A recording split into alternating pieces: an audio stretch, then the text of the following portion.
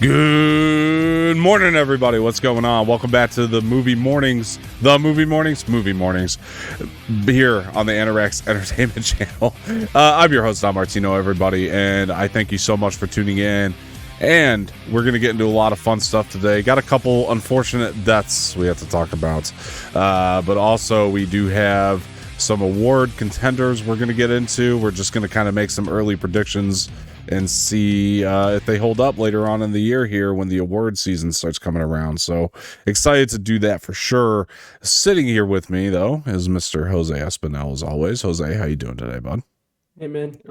Good. I'm glad to be here. I'm glad to be back. I was gone for 3 weeks and I'm ready to get back into the usual and, talk to you about whatever it is that we like talking about here on this channel. So yeah, man. I mean, we're back from break. I mean, the holiday season's over. Somebody didn't get a Christmas gift because they traveled all the way to Ecuador, but that's okay. I didn't want to pay those shipping costs. But hey, we're here and we're going to talk some good shit and it's going to be fun. Yeah, man. So the unfortunate thing we're going to start with here today, dude, is, I mean, we have two celebrity deaths that we got to talk about that happened recently. Two big ones. Betty White. Well, we got Betty White and Bob Saget, right, unfortunately. Yeah. And, I said this before and I'll say it again. I mean, I typically don't do the celebrity death thing on the show because it's one of those things where people are going to feel like I pick and choose, and I don't like to do that. You know what I mean? So I was really hesitant to talk about these, but on the same hand, it would have felt weird if I didn't talk about these two major celebrity deaths. I mean, and we've had some other ones too in between, but these two I have to talk about. I mean, so first of all, Betty White's she's just a classic, man. She's iconic as hell. Iconic, yeah, exactly. She's just so iconic. It's almost disrespectful not to talk about it. Right. Honestly. It would just feel really weird if we didn't mention it here. So, I understand that there were other deaths from celebrities in between, and I'm sorry that we're not going to get to those, right off the bat. But like, honestly, the Betty White thing, we have to talk about it because, I mean, she almost made 100 years. She didn't. It's sad. I was literally about to say that she almost made 100, man. She was a year off. I hope the thing that people are taking away from it, though, is the fact that she lived 99 years, which is a positive.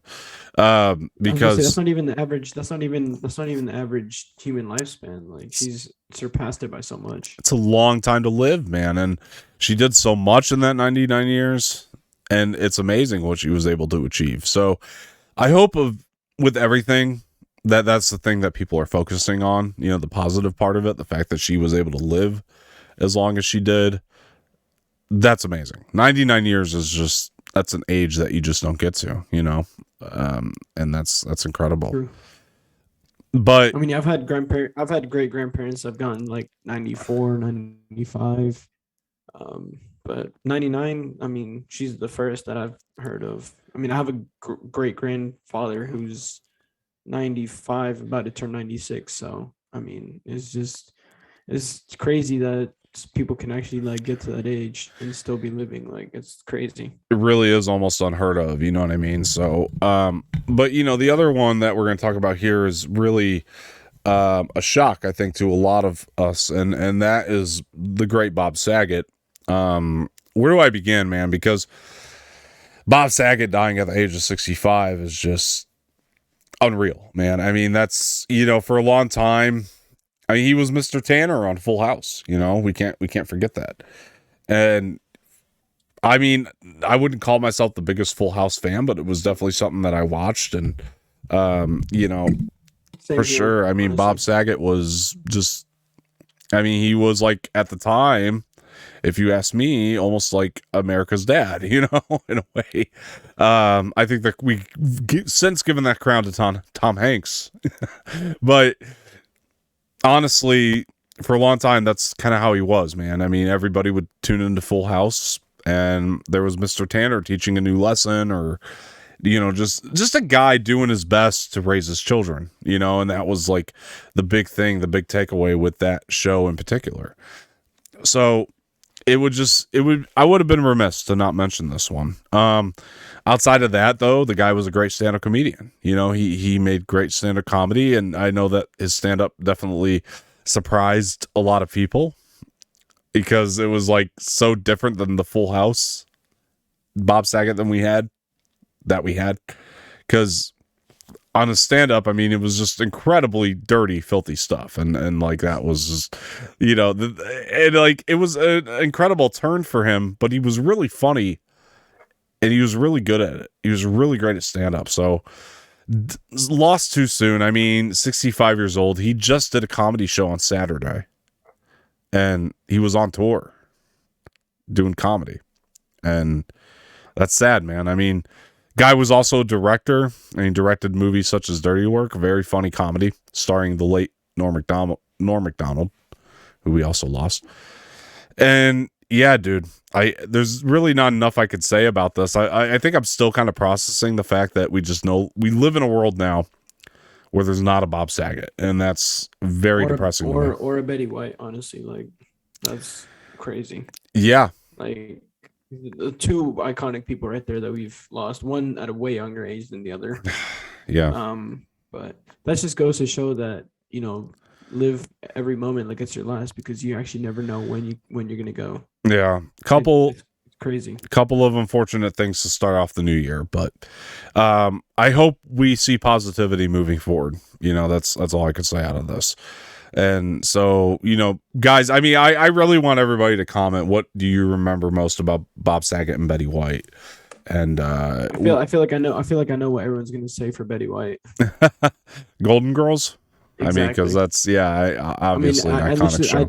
I did a poll on. Well, I answered a poll on Instagram. Someone posted like, "What do you know Betty White most for?" And I remember it was like 78% of the people said Golden Girls.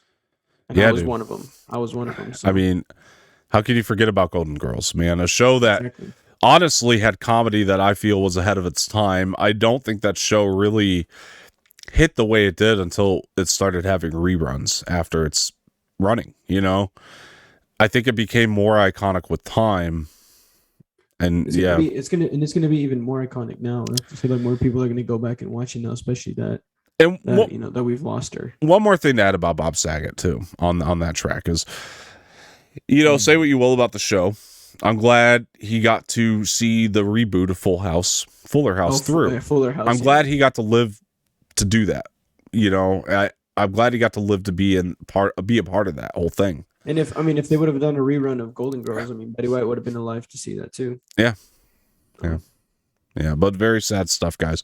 Anyway, like, I really want to know some of your favorite pieces of work from these people, and leave that in the comments below. Let us know for sure, because it'd be really cool to get a bunch of different perspectives on these people, how you saw them. It's just two very sad losses from two very talented individuals. It'd be really cool to see if people have different opinions. Like if some people like something different from these two people, right? Not their most famous work. It'd be really cool to see. Like, absolutely, there's people out there that remember them for different things. It'd be really cool to see. I mean, I thought, I think why this hurts as much as it does for sure is because we lost two people, not just two very talented people, but two very talented people from the world of comedy, and comedy just kind of keeps us going. I feel like as human beings, it really does. Yeah, comedy's like when we're down, it brings us back up. Exactly. We can distract ourselves from the world, like from what's happening in our lives, and we can kind of just laugh it off when we watch, the comedy that they do. It is. It's just such a necessity to have. So to lose two legends in the world of comedy, really two legends, is very sad. And but I do hope that the positive side, even for Bob Saget, who died very young, I mean, I hope the positive side would be to look at his body of work and see actually what he achieved. That's the thing that you got to remember in death. Even when I lose my own family members, is I always try to think of the positive. What did we achieve together? It's easy to say, like, just don't mourn, don't have grief. But honestly, I was gonna say I'm one of those people like that has lost a lot of family members in my life. And yeah, of course, for the first like couple of days, maybe even the first week, it's you mourn, you're sad because you've lost them. But as you go on, you just remember the comedy that you guys went through together, all the funny stuff you guys went through together. I can say that for sure about one of my uncles that I lost from COVID. I remember one of the funniest things we ever went through together was when we went to the World Cup in Brazil together. he used to walk around with this whistle and like he would try to like hit on random women and like it was super funny. Like I just remember the funny things and the happy things that I went through with these family members that I've lost, because if not, then you're not going to get through life that way. You're just not going to. So Absolutely not. You know, and we're kind of at this place now too where it's like, man, I mean, you know, the point we're at now in the world is like we're getting, you know, COVID's coming back big time. I mean, you know, Omicron's obviously hitting really hard, and unfortunately, we're seeing, yeah, we're at a loss of entertainment in general, because like you look at like the Morbius situation, they pushed it for COVID, and like so now we're all kind of living in fear again because we're kind of wondering what's going to happen to everything else. And that's what everyone's saying, is that like 2022 is going to be the new 2020, because I feel like it's going to be probably as bad as 2020. I mean, yeah, not that we might get another. I mean, we might not get another lockdown, but it's still gonna be worse than 2021. I feel. Not that our sure. movies and shit are the most important thing in the grand scheme of, you know, COVID. I mean, obviously there's a lot of people just like losing a lot of shit and like all that kind of stuff, but you know, it's an important part for the purposes of what we do here in our show. I mean, it's an important part of it for sure, because you know, you and I need shit to talk about to keep us sane, you Exactly. know, and like it's just, yeah, so if there's not movies out there, I mean, hopefully we can, you know, live long and prosper. I don't know why I pulled a Star Trek quote out of my ass just now, but hey, fuck it. COVID times. But yeah, man, I mean, it's it's real. It's, yeah, it's the perfect time for Star Trek. Put on some Star Trek, folks, it'll get you through your day. But yeah, man, I mean, yeah, it's we're here, man, and that's what it is. But the next thing, you know, well, let's get to the main thing too, because honestly, award season. A couple things before you move on. Sure. One is, that was a joke, right? That you were going to send me a Christmas present, right? Because either way, you would have paid for shipping, even if I was in Georgia.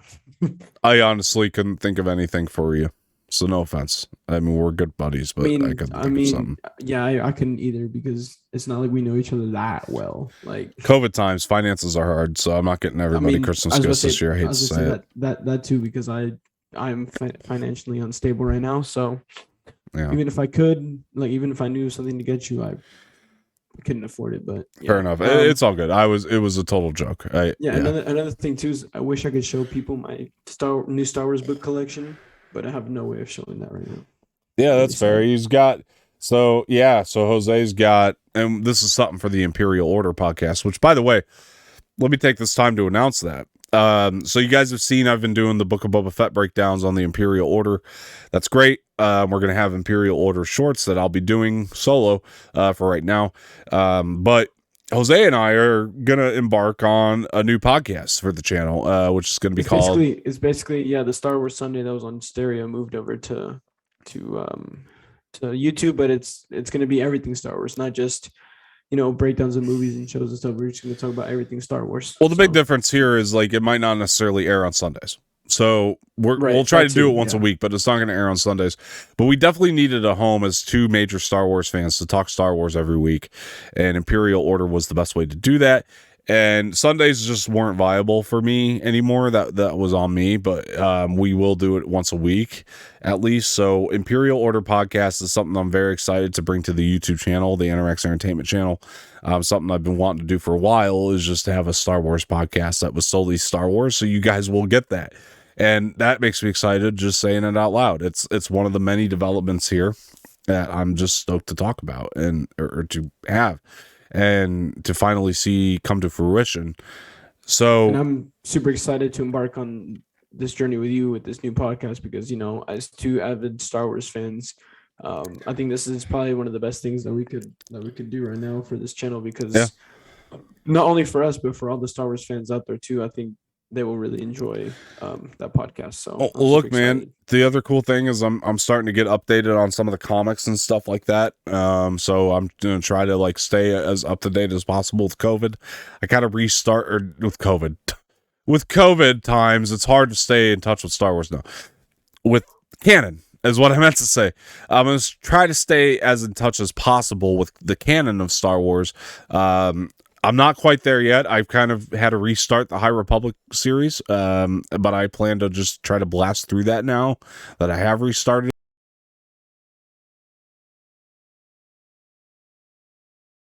That I kind of know what to expect from it in a way. But anyway, I'll get through that, and I'll try to get you guys. Hopefully, we can bring you like updated canon stuff. You know what I mean? Every week too. Not just past stuff.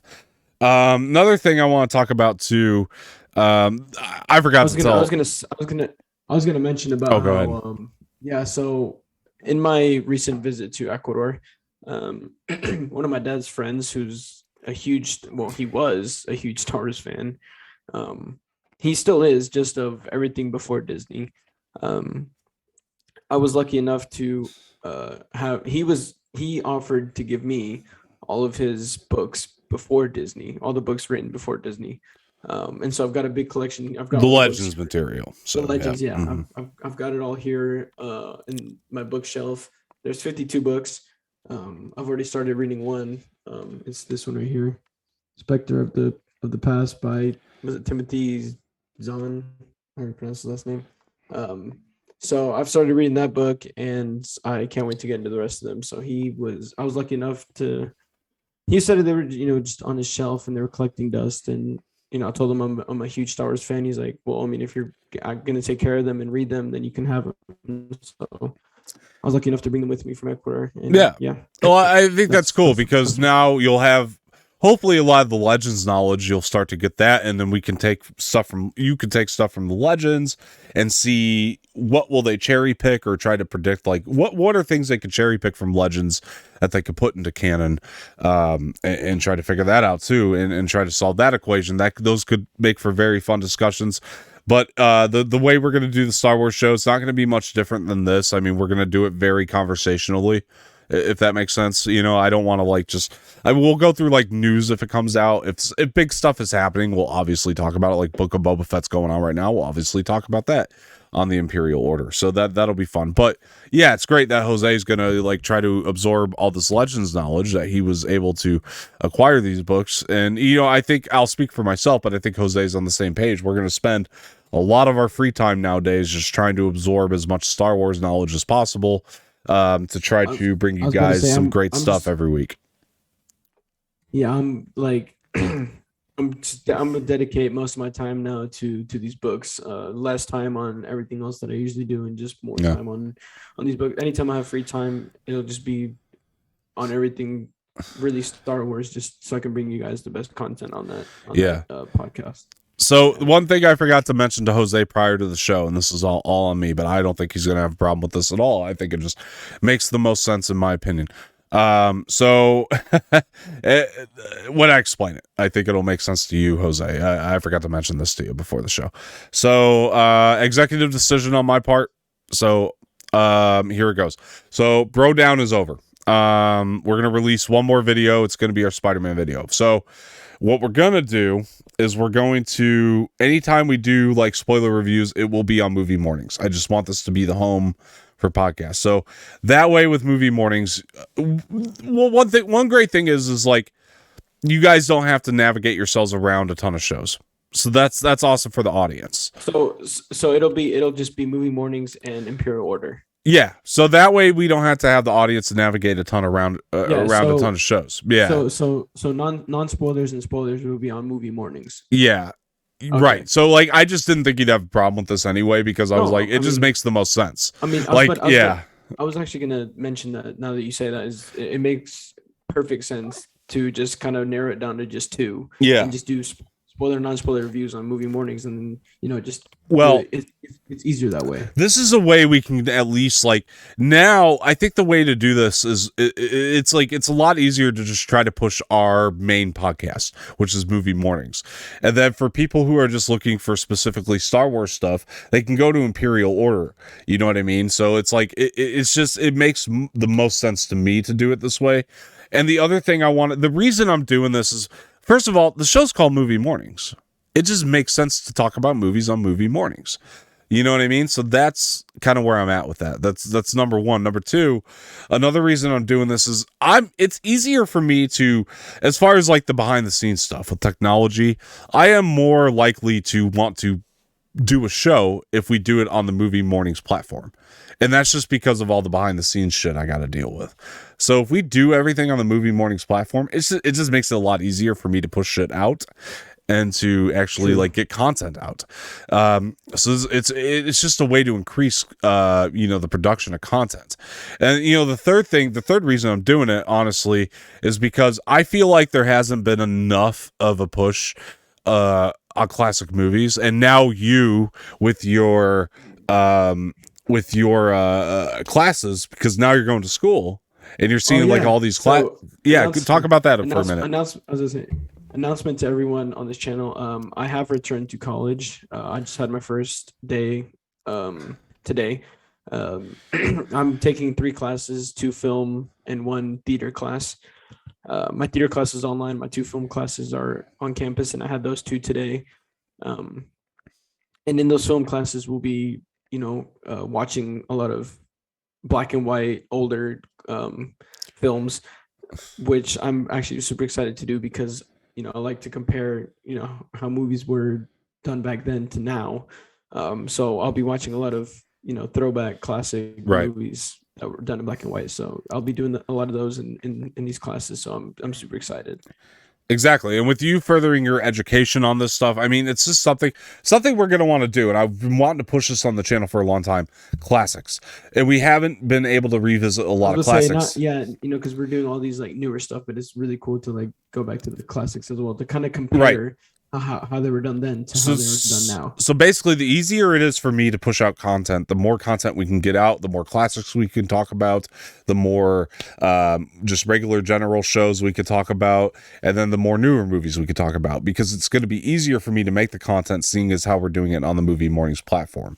And so because I'll be honest, like I can only my PC is a beast. I've talked to you about this. You know this now. But it can still, even with it being a beast of a machine, it can really still only do so much. And so it's just easier for me to do everything here, have one podcast with that's the other thing. A fourth reason, variety. Variety on Movie Mornings is going to help the show become what I think it can be. So for me, what I eventually want to get to is one day we do a classic movie, one day we do the general talk like we're doing now, and then another day we're going to do a spoiler review for a new movie. I mean, we'll see how it goes, but that's just the idea right now, and I think eventually we'll get there. It's just so much easier to do it here on a show, which is called Movie Mornings. It just makes more sense. Sorry, go ahead. What were you saying? Yeah, I was gonna say that Bro Down just kind of felt like it wasn't really going anywhere and just didn't really make that much sense. So the fact that you told me here that we're just gonna move all that what we were doing on Bro Down to Movie Mornings, it just makes more sense. Like, and I'm sorry, yeah.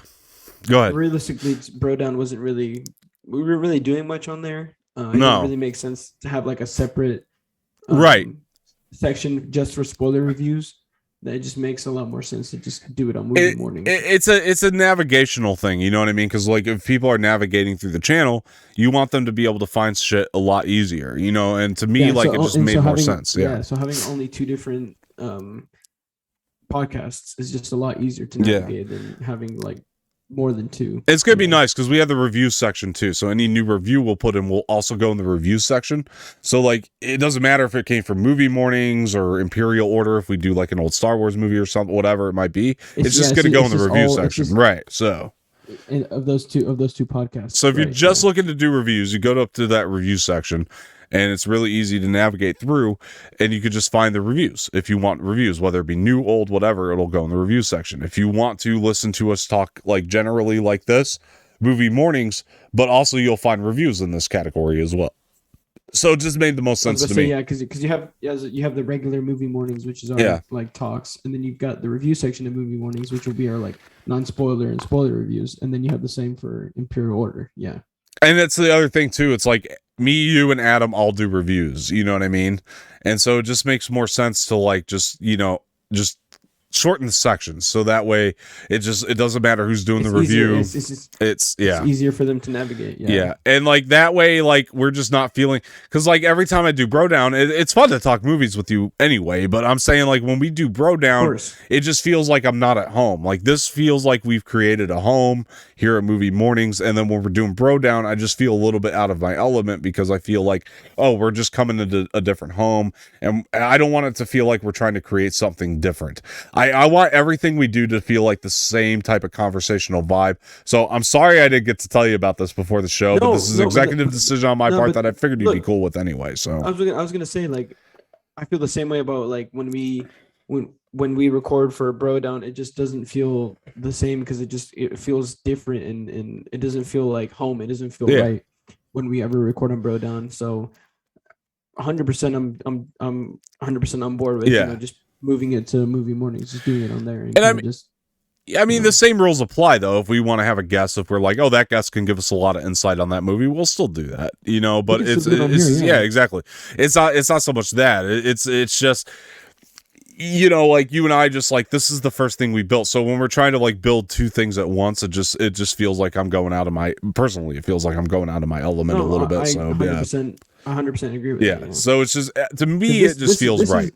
Because this is our baby right here. This Movie Mornings is our baby. Yeah. Like, we've raised this together, and this is the first thing we've ever done together, just you and I on this channel. So trying to create something different that's not on Movie Mornings just doesn't feel right. It's just like building momentum, I guess, in a way, right? Like it's just keeping momentum, building momentum.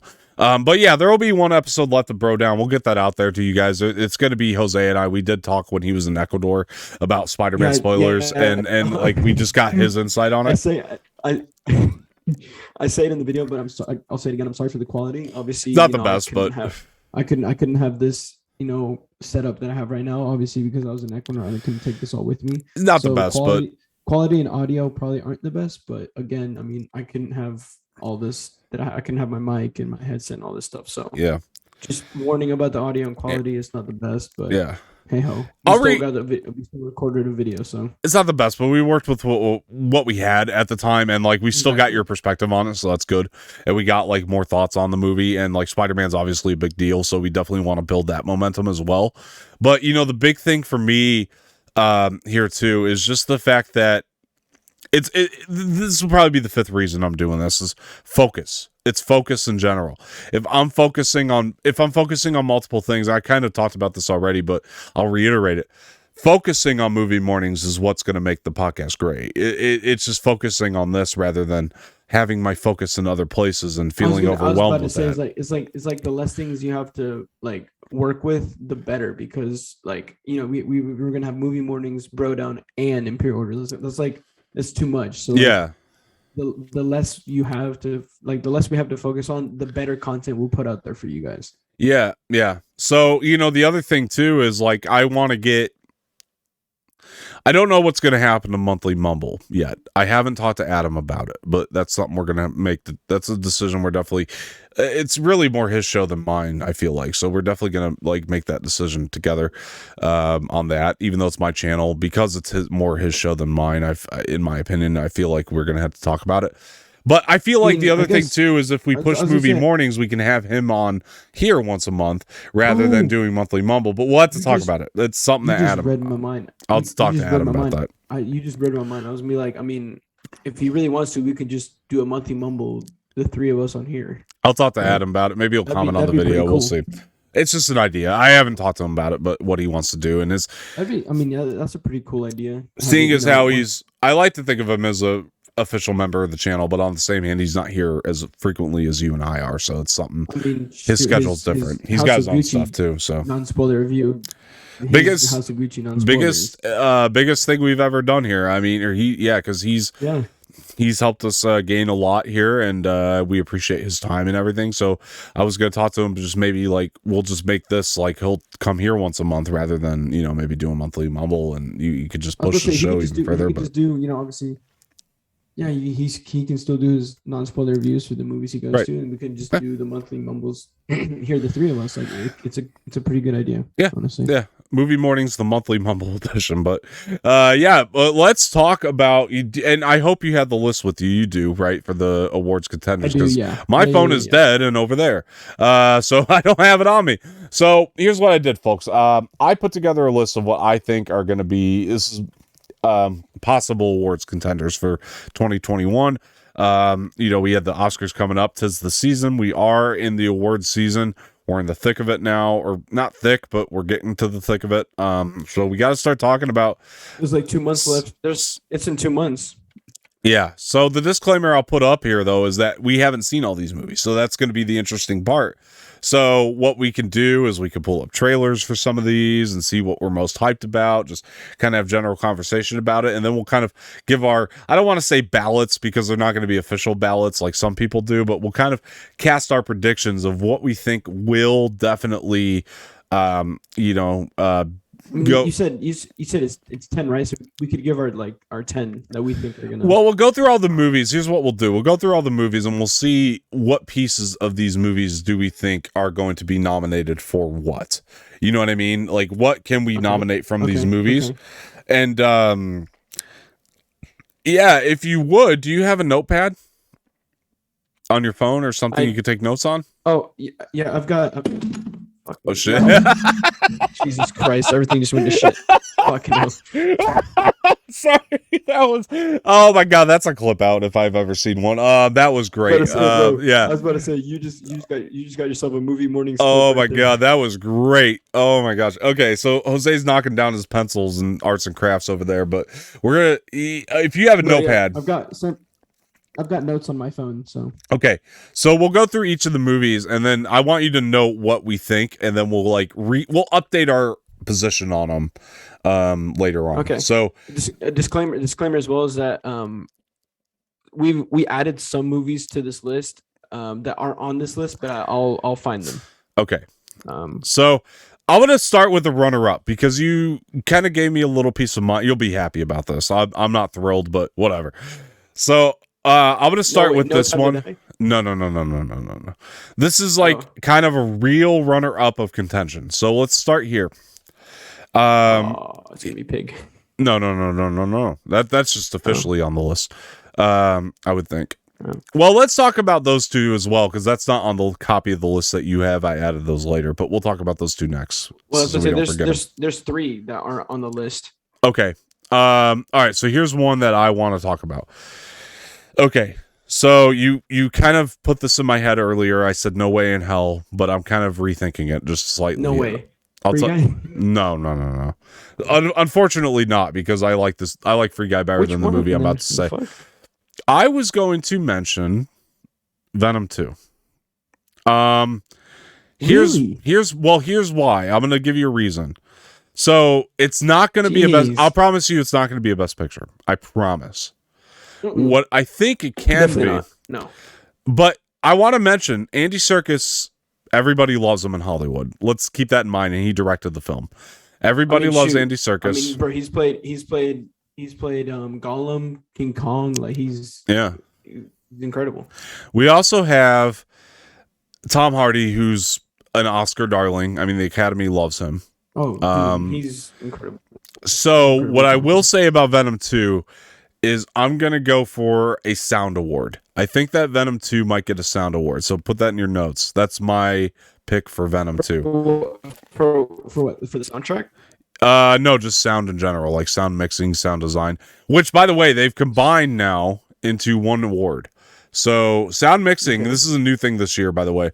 Sound mixing and sound design are now one award. So just sound. Sound award. Okay. Yeah. So just put it as sound. Okay. Yeah, Venom 2 is sound. That's my prediction. Okay. What do you think? Of all these movies on the list, you think Venom 2 will not win, but it'll get a nod. It'll get a nomination, not win. Oh, nomination. Okay. We'll have to go through them before I say that. But what do you think? I can back that. Honestly, I really liked the sounds that they used in Venom 2. I think it's got good sound. Honestly, like overall as a movie, obviously it's not gonna be a contender for an Oscar, but not a best picture, but I think it could get a sound Oscar. Yeah, that's what I mean. Like I really enjoyed the sound that Andy Serkis Well, that they had in that film. It was honestly incredible, and I really enjoyed it. well, after you mentioned it to me as maybe being on the list, and like I said, no way in hell for best picture or anything like that. Definitely But not. No. the thing that stood out to me after rethinking about it, like the moment that Carnage comes out, right? That sound, dude, like it's good. It's good sound design for Carnage when he comes out. Oh, And you mean when Woody Harrelson turns into right? Carnage? That's what I mean. Yeah, Dude, that sound dude. design is phenomenal. I think it should get a nod for that sound design. It's again far from my favorite movie of the year, and do I think the Academy loves the movie? No, but if we're talking sound design, it's definitely not. It's definitely not my favorite of this year. I mean, definitely not. But if we're talking sound Not design, not by a long shot. sound design could be a nod. Dude, Yeah. dude, sound design 100%. I can back that. So okay, so I want to take a poll here. So if you could find a way to make a section for you and I, we're both going to go check on sound design somehow. If you could find that in the notes there. Okay, so let's talk about I mean, next. I can just put your name and then my name. Sure, that works. Dom, one for sound, and then you one for sound. Okay, so we'll keep a score because I want to, like, we'll update these as the Oscars come around, and we'll try to figure out, like, I don't know. We'll figure out a way to bet these. You know what? I'm just gonna grab paper because it's easier that way. Okay, good deal. All right, so he's gonna go get paper here. But yeah, guys, while he's doing that, what do you think about Venom 2 maybe getting like at least a sound design award?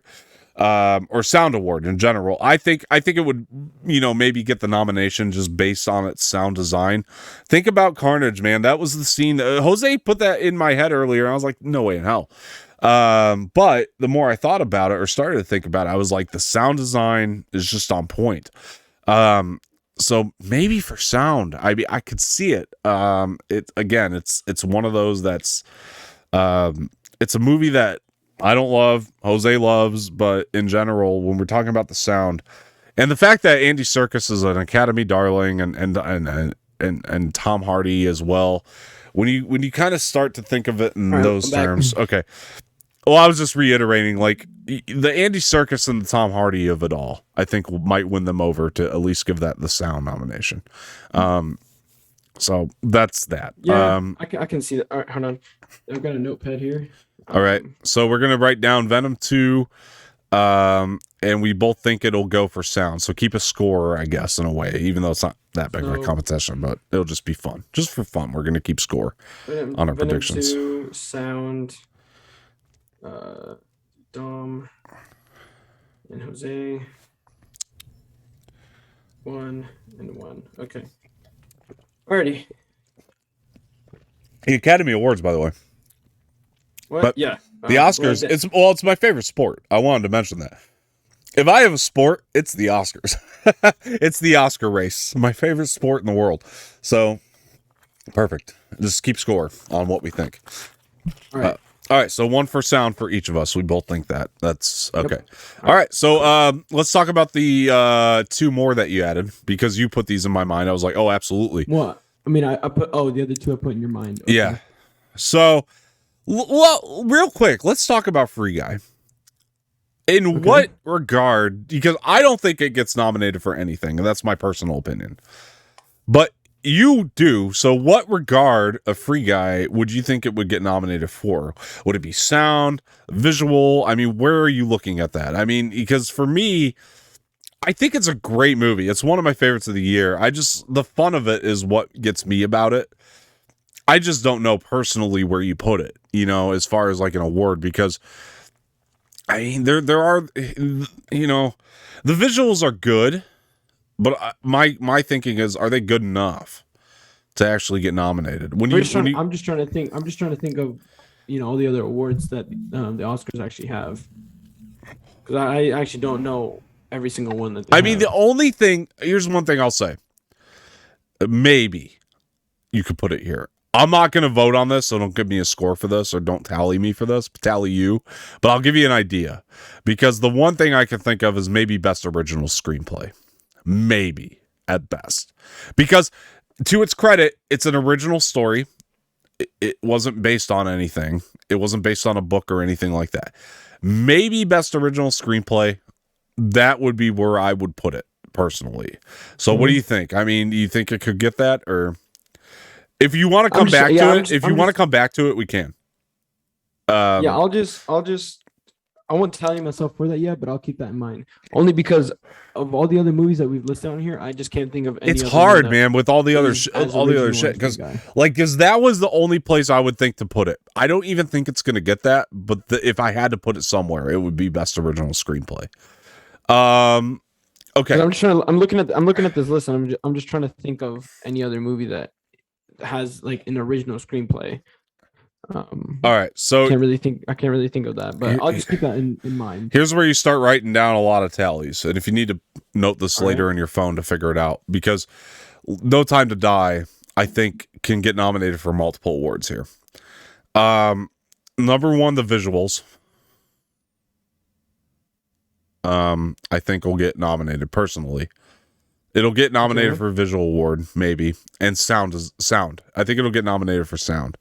Do you agree with either of those, visual or sound, for No Time to Die? I think those are visual, almost a lock for that movie. Visual as a nomination, visual for sure, 100%. Like, yeah, the directing of that film was, dude, honestly, it's one of my favorites of the year. Honestly, it's it's actually my favorite of the Daniel Craig James Bond movies too. So, mine too. Thinking back on 100%. it, mine too. Yeah, and I know 100%. like a lot of people have disagreed with that in general, but for me, definitely my favorite of his. And Dude, I loved it so much, man. And like, but I just definitely think a visual award and a sound award are in order for that. No, for nomination, both of them. All right, so tally us both for a visual and a sound, and then we'll go from there. So so that's where I would go with No Time to Die. No Time to NTTD, nice. Visual. Never noticed that. And sound. It's pretty cool, right? Yeah, I don't know why that's so cool, but I'm fascinated by the T's. NTTD. I'm fascinated by how many T's are in the abbreviation. Right, so we have we have 3 tallies each so far.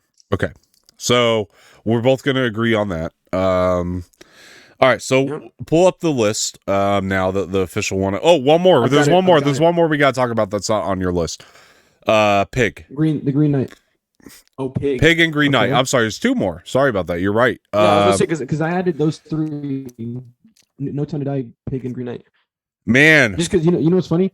You know what's funny is I literally went through all the movies, a list of all the movies released in 2021, and I kind of just try to look through and see like which ones I had seen and that you had seen that you really liked, and just wrote those down. So the only thing, because you haven't seen Pig, right? So it's going to be hard for you to take a tally.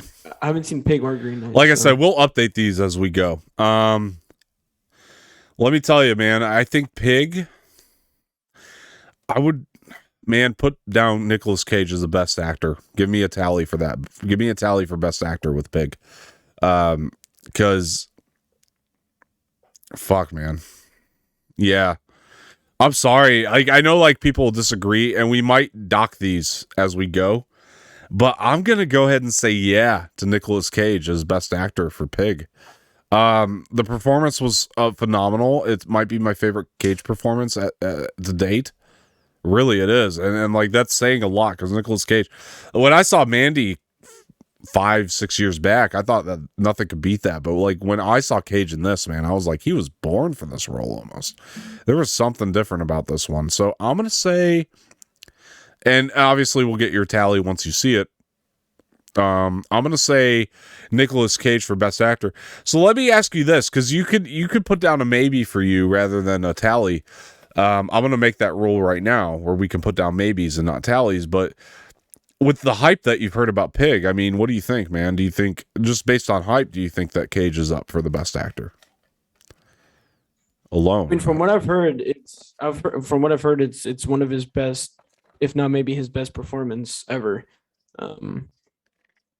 So I can definitely see that happening, especially since it's like one of his best, if not his best performance in a film. Yeah. So I can definitely see him being nominated for best actor. I know a lot of people would be hard pressed to say it's his best, and I understand that, but like it's definitely one of his best. I can see that and appreciate him, being nominated for best. Obviously not winning, but nominated for best actor. Yeah. Yeah, so just based on hype, I would put a maybe for you because Yeah, then I just put sweet. next to Nicolas Cage best actor. I put maybe for I'm me. making that rule for the early predictions that we can go maybe because like obviously we haven't seen a lot of these and all that kind of stuff. So what's okay? So like now the next one because we had Pig and there was one Green Knight. Let's talk about Green Knight. Green Knight. Yeah. Whew, man, this is a tough one because I love the movie, but I have to go next to a few others. Man, there are all the other ones on the list, and this is going to be tough for me. Let me go ahead, put me down. A tally. A tally for sound. Ooh, okay. I'm going to go sound on this. And then put me down a tally for visual. So for sound and visual? Well, yeah, visual. Yeah. Cuz so not sound, just visual? Both. Put me down two tallies because I think that this will get nominated for sound and visual. And folks, just as another disclaimer, we are just going with nominees here. We're not going to say the winner yet. I mean, it's just too early to tell for us at this point who's going to win these categories. But I would put down a tally for nomination for sound and visual at this point. Look, I mean, I'll be real with you, man. I mean, the sound design in this movie is so unreal that I can't imagine the sound mixing. Actually, in this case, it's actually more so the sound mixing. The design is great, but the mixing for the sound more the sound missing the sound the sound missing because there are moments of silence that you can't just deny are phenomenal and they're put in the right place. So even the sound missing in a way, like I know I said that on accident, but it's true. Because the sound missing there, the silent moments of it are just so smart and wonderful and like the director of Green Knight is just too good, man. That's something we have to recognize. Not unfortunately, fortunately, they recognize that in the Academy is where the sound was placed. So even those moments of silence are going to get credit here. I'm going to go with the cinematography award for sure, like the visual and then the sound. I think that those are two things that we need to recognize about that movie for sure. But you know, it's going to be hard. We're going to be hard pressed once we get into more of these. For sure. So based on what you've heard about Green Knight, where do you think it can go? And you can put down a maybe for you, maybe for you, maybe. But you could put down a maybe for yourself. But where do you think that would fall if it gets nominated at all? I would be very surprised if this movie doesn't get nominated for anything. I would at least say that much. But honestly, especially after watching that video you showed me of how he did the visuals that he had for Green Knight and the way that he directed the scenes that he did, I would definitely put it down for a visual. Yeah. Okay. All right. Let's put you down for maybe. Put you down for maybe at least for this point, because maybe for visual. I don't know too much about sound, but visual for sure. When you hear the sound in this movie, though, you will not deny there's something to it. I'll put a maybe for sound as well. Then. Well, no, you don't have to. I mean, I want you to go based on what you think at this point. So. Yeah, let's go with it. But it's whatever. I mean, do what you got to do. But I think when you hear the sound throughout this movie, you're going to be hard pressed to not think it could get nominated for that. I think there is something to the sound that almost adds to the sort of unsettling nature of some of the moments of the movie for sure. But I'm not trying to convince you one way or the other. I just want you to see it and judge for yourself, obviously. But now we can get to the official list that was given out. So those are kind of our runner-ups, I guess, folks, and like now we have an official list of movies that we think are definitely in contention for whatever. And that I was sent by Dom to kind of read through and add. That's where I added those 4 movies. Yeah. Because those are the ones on this list are the ones I definitely could think of off the top of my head, just because of the hype that's been surrounding them and all that kind of stuff. So, but let's get in. And then Jose was, very welcome to add some runner-ups that I hadn't thought of, honestly. And so I'm glad we were able to talk about that. I can't believe you forgot about No Time to Die, man. I can't believe it either, because you and I gave that movie massive praise this year, and it is one of my favorites of the year. I got to really think about where it falls, but it's definitely, I mean, we'll do a ranking list too before the Oscars start. I always do. I know a lot of people do it at the end of the year, but I always miss so many movies every year that I have to wait till the ceremony to actually give my video for the top 10 and all that. So we'll wait till the ceremony to do that for the year. Whether it be in contention for the Oscars or not, I always just do a top 10 of what were my favorites. So right around the ceremony, but just to celebrate movies for 2021, man, it just seems like I already have a time, couple that so. are, already have a couple that are gonna be in my top 10. I know for sure. I know what my one is. It's going to be hard to beat anyway. But anyway, what is the list? Let's go through this official list. All right, so number one is, and it's a movie I haven't seen, A Quiet Place 2. Okay, so this is actually, ironically, my favorite movie of the year. It's going to be hard to beat. This is my favorite, at least, sequel of the past 20 years. I think that this is, I mean that very genuinely, and I said that when I saw it, and I mean that still. This movie is going to be so hard to top for me. Yeah. Instagram post said it's the best movie since Empire Strikes Back. So best sequel since Empire, maybe the best movie of the past 10 to 20 years in general. Yeah. I love this movie. It's so rewatchable to me. I've watched it so many times since it came out, and it's an incredible achievement. I can say here that I guess I haven't watched it just because it's like a scary movie, and I've said on this channel before that I'm not the biggest fan of scary movies, which is why I think I haven't seen it yet. But we're gonna get him caught up, though. I think he'll love this movie, but we'll see what he thinks. I mean, shoot, you changed my mind about Halloween. That's true. It's true. Look, man, let's be real about it. I love the movie. I think it's one of the best. It is my favorite of the year. It's going to be really hard to top again. I've everything that needs to be said about this movie has been said by me already, as far as my opinion goes. But talking about its chances, I have to go with the Academy, unfortunately, and not my own opinion. And the fact is when A Quiet Place came out, it, as much as it deserved it, it didn't get a Best Picture nomination. The first Quiet Place. I think that personally that this is better than the first A Quiet Place. Personally, that's a personal opinion, but I don't know that the Academy will see it that way. So my prediction, and again, this is unfortunate that it has to be this way because I think the movie deserves so much more. But my prediction, I'm gonna go with Sound Award for sure. If it doesn't at least get a nomination for a sound, so put me down for sound.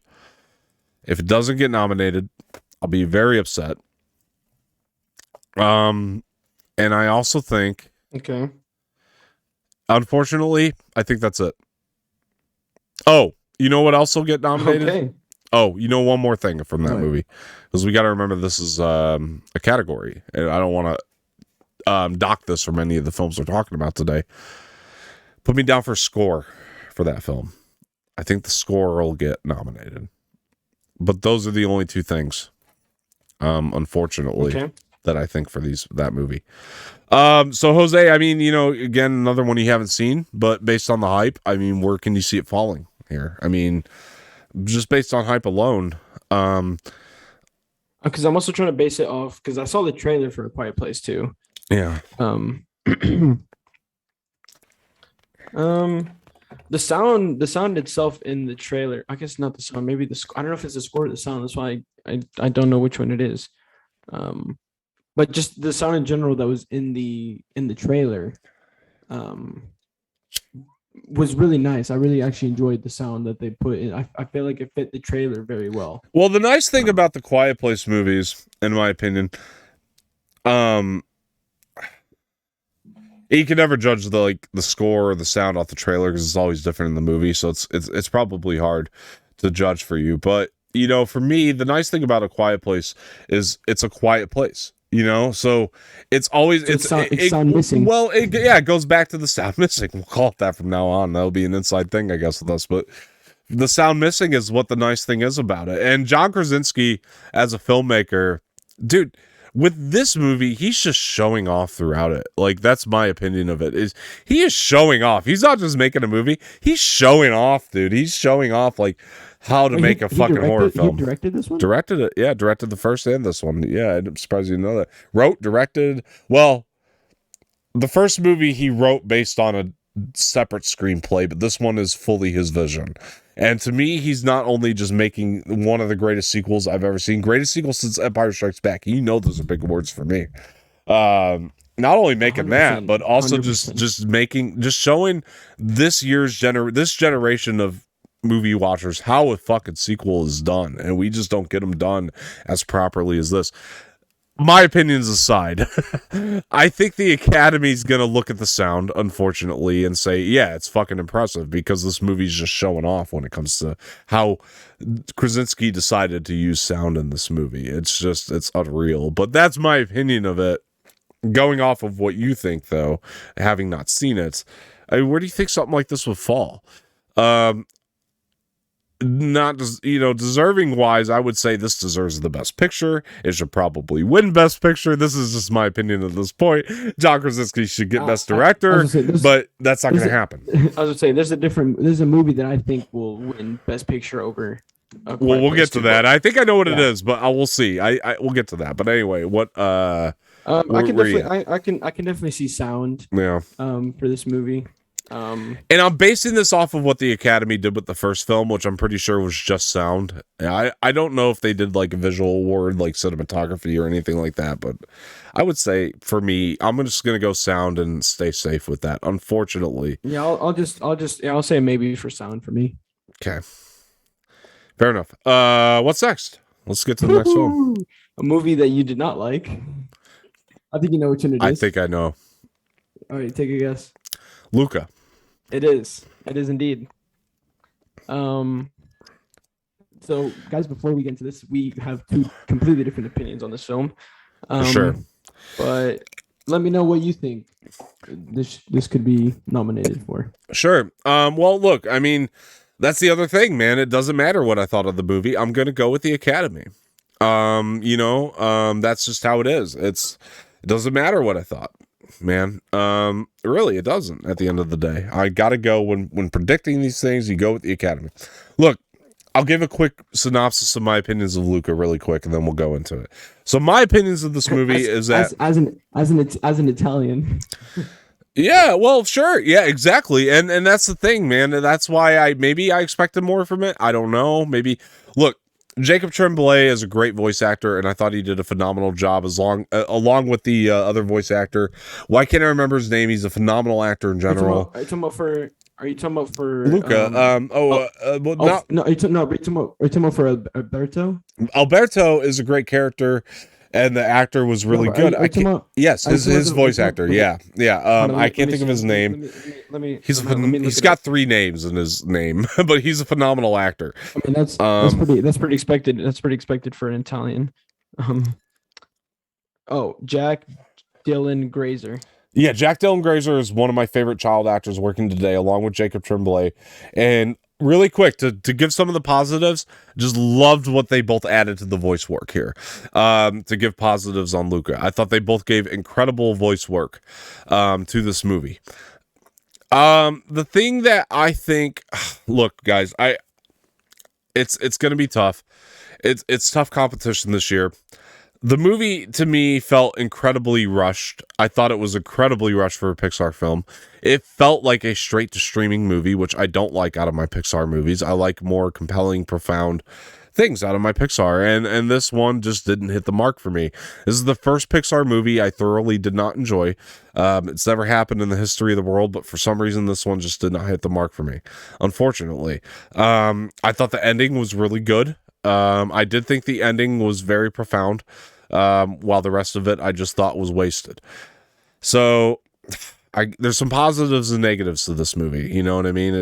It kind of slings both ways for me. Look, based on some of the cultural impact it had and some of the profoundness to it, because it does have it, while I don't like the movie, it does have a little bit of a profound nature to it. I'm going to say, give me a tally on Best Animated Feature. I think that it could be nominated for Best Animated Feature. That's basically, I think that's as far as I'll go with this. I don't know that it gets a visual award. because it's visually great. I just don't know the Academy will see it as visually great as I saw. I just don't see it getting it. I think there are, put it this way, it's a visually good movie, but I think there are movies that far exceeded on this list the visual, um, the visuals in this movie. Because the animateds don't have different ones from all the other ones, right? Well, the animated does get a separate category. I'm pretty sure they're still doing, if I'm not mistaken, best animated feature. So they get. They do get the best. There is a best animated feature. And I think it gets a nomination. There's also, no, but the visuals, is it different with the no. The visuals will all be one. Okay, no.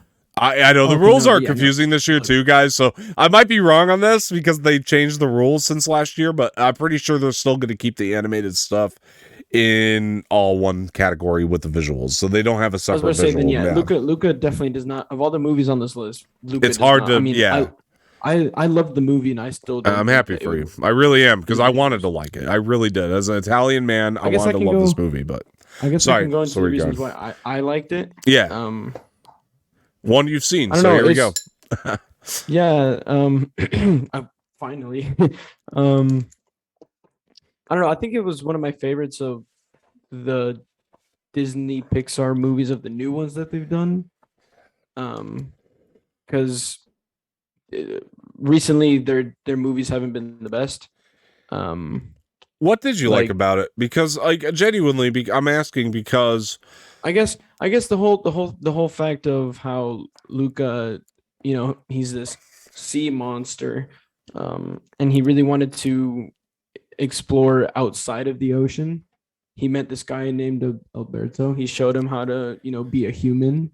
They became best friends, and they set themselves to get this Vespa, and it's kind of just the story of them to, wanting to get this Vespa and ride it, for the rest of their lives, and it's basically just, there's the ups and downs that they have in their lives, and in the end they get the Vespa, and they kind of just, end up being happy, content in life, and living as sea monsters with humans. Yeah. I mean, it's. I get it. I get the concept of it, and I get the profoundness of the ending and all that, and it's great in that way. It's just, for me, it was the pacing of it and the editing. That was my whole thing on it. It just didn't hit the mark. But again, also, we got to remember, I'm in the minority. So let's keep that in mind. I cried in this movie too, just letting you guys know. I'm glad you did. Yeah, it just didn't hit me that way. This thing though, it was the ending. The ending was great. The ending was great. I can't take that away from it. That's what made me cry, for sure. I cannot take away the ending of this movie, because once all was said and done, I'll put a tally for best animated feature as well for me. Okay. 100%. I can't take that away. I compare Luca to the way I compare the Venom movies. I mean, the chemistry between Eddie and Venom, I love, and I found that to be incredibly profound, the way that they capture that on screen, and the same way with Luca and Alberto. It just felt like it was doing too much for me. It was the editing, it was the pacing of it, but I also recognize I'm in the minority on Luca. So, yeah, that's why I'm putting me down for a tally for sure with the best animated feature. I think that definitely gets a nomination. Do I think it'll win? No, but I think it gets a nomination because I'm in the minority on Luca. I understand that. I recognize that, and that's what we're going by here. It doesn't matter how we feel about. There's only been 3 animated films released this year. There's been more animated movies. It's just the ones we've seen is what we're going by, or the ones we've heard of mainly, I guess, is kind of what we're going by on this list. The ones that are getting the hype. But yeah. Are you frozen? I think he's frozen, folks. So we're going to get him back here in a minute. His internet may have went out for a minute, but we'll get him back. But yeah, I don't have the list with me. He does. So we're going to wait on him. Yeah, he's kind of cutting in and out there.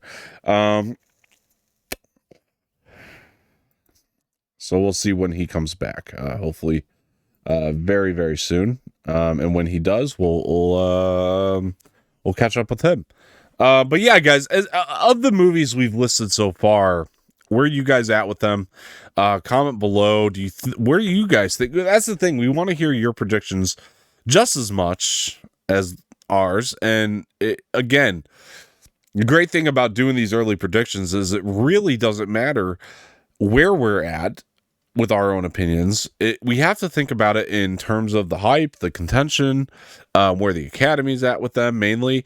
Jose is back. You got to unmute yourself, sir, and we'll get you back in. Sorry, Yeah, you're fine. My Wi-Fi for some reason. I figured as much. I think went out. I don't give myself a lot of credit on a lot of things, but I think I did a really great job stalling while you were gone, sir. I think if I can give myself one piece of praise, I did a great job stalling when you were gone. So, hey, here we are. We're back. Hey, it's all good. But yeah. So, what were you saying about Luca? I'm sorry. The last thing we heard from you was exactly. Just so you're aware. Exactly something. I don't know what you were trying to say there. So. All right, let's move on. What's the next movie on the list? It is a film that you have not seen, but I have, and I think I know you know which one it is. Okay. Well, what is it? I actually don't know. It is Blue Bayou. Oh, I haven't seen, but you have. Okay. Yeah. So Blue Bayou, look, it's getting a lot of hype. I can't deny it. That pre-screening I went to was incredible, man. I loved it. It was a great film. This is really tough. It was also the first pre-screening that I ever went to. Oh yeah, that might be true. Yeah. Oh shit. No, it was. I remember. Man, where do we put this in? I'm just trying to think of all the awards, like which one it could go under. Let me ask you a question, because I haven't seen it. I know there's subtitles in the movie, but how subtitled is it? Only in the parts that are in English, obviously. So it's not that subtitled because obviously this is set in America. Yeah, I know it's subtitled somehow. Yeah. It's only subtitled when he speaks in his language, which I forget what language it is that he speaks. But it's only when he's talking to other people from his native land. Yeah. So it's not super subtitled. All right, gosh, just based on the hype, this is a stretch. Based on hype, put me down for a maybe for the Best Picture award. Nomination. Maybe. I'm going to go with a maybe on Best Picture nominations. So for those of you who've been living under a rock or whatever, but yeah. I was gonna say I'll put a tally for myself for this movie for Best Picture. You think so? Wow, yeah. You're that confident. 100%. Okay, you saw the movie and I didn't. So 100%, dude. 100%. Okay, 100%. I'll put it down to maybe just based on hype. But the thing with this Best Picture category this year is we have to have 10 nominees. So the competition is certainly stiff. But I'm just saying this for you folks who don't know. I mean, it is supposed to be 10 nominees this year. They have to nominate 10. So that's the new rule. I'm going to say a maybe on this one. I haven't seen the movie, so it's hard, but I will say a maybe. That's because of obviously this list, we haven't seen all of them, but of the ones that I've seen on this list, I feel like it will be one of the 10. Okay. All right. Good deal. I believe you. I really do, but I'm going with the maybe till I see it. But based on hype, I'm going to go with the maybe. Right, so I think it's got a good shot. Maybe, and you're going to tally it, huh? Oh, wow. Yep. Holy shit. We're getting into the thick of it. You've got more tallies than me, but that's only because you've seen more of these than me. So. Yeah, it's a tough one. But let's do that for now. All right. Any quick words on the movie? I mean, I know that you said it was great and all, but I mean, any quick words you want to say about the movie in general? While we're here, and just what aspects of it honestly, did you love without spoiling it? I guess for people. I mean, if they haven't seen it at this point, true, but no, I haven't seen it, so I don't want to get spoiled. So I was gonna say, still, yeah. Just the message that this whole movie portrays throughout the entire film, because obviously this is about a guy who was brought to America when he was very young. Yeah, which I know a lot of kids, I guess, or adults nowadays have gone through, trying to survive in the U.S., not having papers, being brought from a young age, and then their parents leave them. Yeah, and they're by themselves, and so they're not able to get the papers they need to live legally in America, and trying to fight hard to be able to stay in America is very hard. And so the whole message that they portray in that sense in this entire movie it was incredible. It honestly like almost brought a tear to my eye. The whole Love to hear message it. that the movie brought, man. It was Love to hear incredible, that. man. Love to hear that. I'm glad we were able to send you to that too. So that's good. That's good. That's good shit, man. What's next? What's next on the list? A movie that neither of us have seen. Fair enough. Ryan the Last Dragon. Look, man. I know I haven't seen the film. No, I was gonna say I know Sammy loved it. Well, you could put me down for a check either way or a tally. Best animated feature for damn sure. I was gonna say same here, obviously. Best animated feature, and you can also put me down for a tally for visuals. I think this movie will get nominated in both. I really do. I have real confidence in Raya. Visuals as well. Visuals and animated. Yeah, I think that you can put me down for 2 tallies for those categories. I just have high confidence in this movie. You think of all the movies on this list, this one will be a nomination? I think it will. I really do. Just based on the trailer and the hype behind it, man, I think that this will get a best visual. Yeah. I know my sister liked it too, but I just think off the trailer, it wasn't like that into the movie. I obviously still have to watch it, but I'll Sure. put you for those. I those liked the two. trailer. I loved it. It's a movie I'm definitely looking forward to watching. And yeah, Jose and I will watch that together. And yeah, we'll get there. But what do you think, man? I mean, where are you at with it? I mean, what do you think if any nomination? No, I put myself down as a tally for best animated feature. Yeah, I think for sure that's a lock. I think that's a nomination lock. Yeah. Animated movie. I think the 3 animated films on here are all going to be nominated for best animated feature. Yeah, I would say so too, but we'll get to those. And yeah, I definitely think Right. it's definitely. I mean, I know that I put down a tally for visuals, and I really am believing in it for that. But even though I haven't seen it, I'm believing in that for sure. But you know, the thing is, yeah, man. I mean, I just believe it's a lock for animated, man. The movie's got so much hype. It's got to be nominated. So, what's next? Let's get to it. This is, oh my God, I love this film. Seen it twice. Cruella. Okay. Oh man. Okay. So this is going to be, I'm going to throw you kind of an off category for this, but I think it definitely gets nominated. So one of the categories I think that this is a lock for, and a definite lock, costume design. I think costume design definitely dude, a lock. Dude, same 100%. Might even win that category. same. I'm not going to go there yet, but costume design a lock for that category. Honestly, all the costumes used in that movie were incredible. Yeah. I actually saw on YouTube a video of the costume designer break down how he made all the costumes for that movie. It was really incredible video to watch. For sure. I'm sure it was, man. I mean, because the costume design was astounding in that film. There's no doubt about it. I was gonna say all the dresses that Cruella made, incredible. Yeah. Honestly, they were so like different and outgoing and special, which is what made the film that much better. I love this movie, just taking place in like punk rock era of London, and it was just everything about that was just fantastic. It's one of my favorites of the year, for damn honestly, sure. Hats down to Emma Stone, because she was incredible. Gosh, and if I could nominate her, I would. For right now, put me down for maybe for Emma Stone. You know what? Same. Maybe we're gonna put her in. I think I'm gonna put her in the maybe. I think it's. You know what?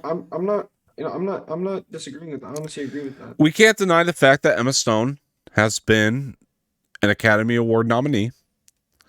And I'm gonna put her down as a maybe. I think that what she did was very deserving of a nod. Is it the winner? I don't know, but it's deserving of a nod. So I was gonna say definitely deserving for a nom.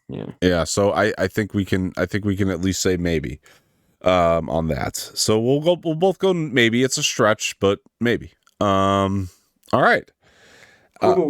This next one. All right. Oh my God, this is a fucking good one.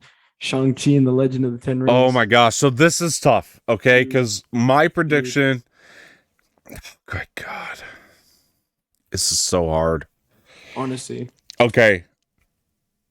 I'm gonna say See, honestly, like Simu Liu could be nominated. Honestly, visual is a lock. Visual is a Yeah, lock for this. So he's put us down for a tally for that. 100%.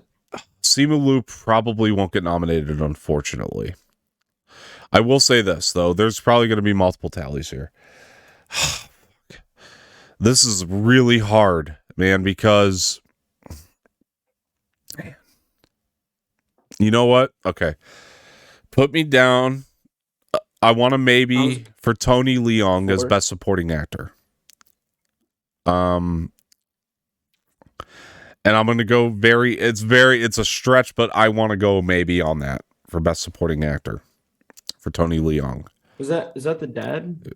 What's his name in the movie? Wenwu, and Mandarin. Yeah, Wenwu, the dad. Yeah. Oh, Yeah. He's going to be, I think I would say maybe for best supporting for Tony Leung in that. He's a great villain in the movie, and I thought it was just so compelling, honestly. He's great. see, like the part where he gives the rings to Simu Liu. It's so compelling. Dude, that whole And scene was incredible. you man. know what? Upon reflection of this movie, man, it's really tough with Spider-Man this year, and we'll get into Spider-Man in a bit. I think this gets a Best Picture nod over Spider-Man. I hate to say it, I just do. I think it does. I think if we're looking at the consistency of the film overall, I think that's what's going to be looked at here. Again, No. Yeah, no. I can agree with that. so give me a maybe on Best Picture. I'm serious. Give me a maybe for Best Picture. I'll put maybe for myself too. Yeah. Maybe for Best Picture on this one. Because, yeah, you're right, dude. This movie just... The other thing that it's going to be looked at about Shang-Chi, and let's discuss this, because the other thing that's going to be looked at as Shang-Chi is it surprised the hell out of everybody. The thing is like Spider-Man had hype the entire year. I was just saying, because Shang-Chi has a completely different cast, and it's like a completely different story that we've never seen before. So it shocked the hell out of everyone when everyone saw it. I'm going to give you one more to put me down for a tally. Oh, for a tally. Okay. This is a tally. Oh my gosh, I can't believe I'm predicting this. But I think it's actually in the bag. Destin Daniel Cretton as Best director. Yeah, I think that's in the bag. I can honestly, I can back that.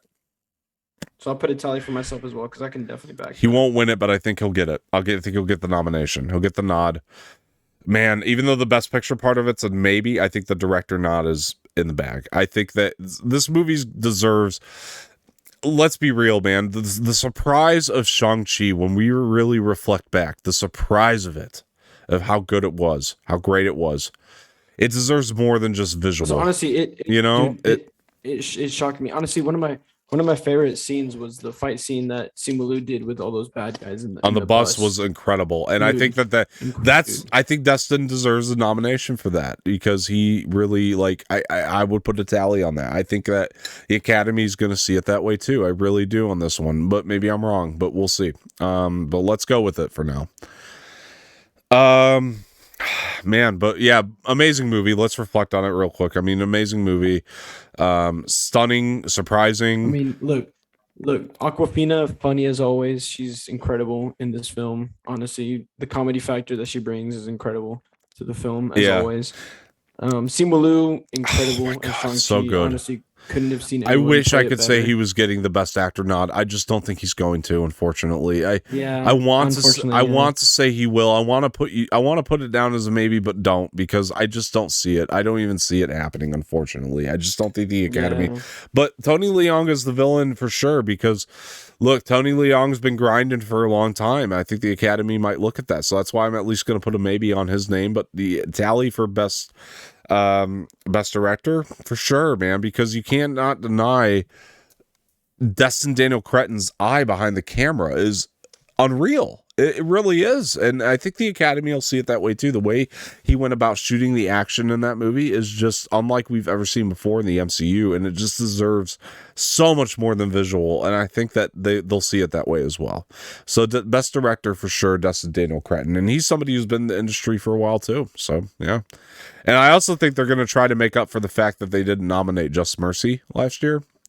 Not last year, but the year before, which was his last film. So I think they'll at least give him the best director here. So yeah, that's where I'm going. What's the next film?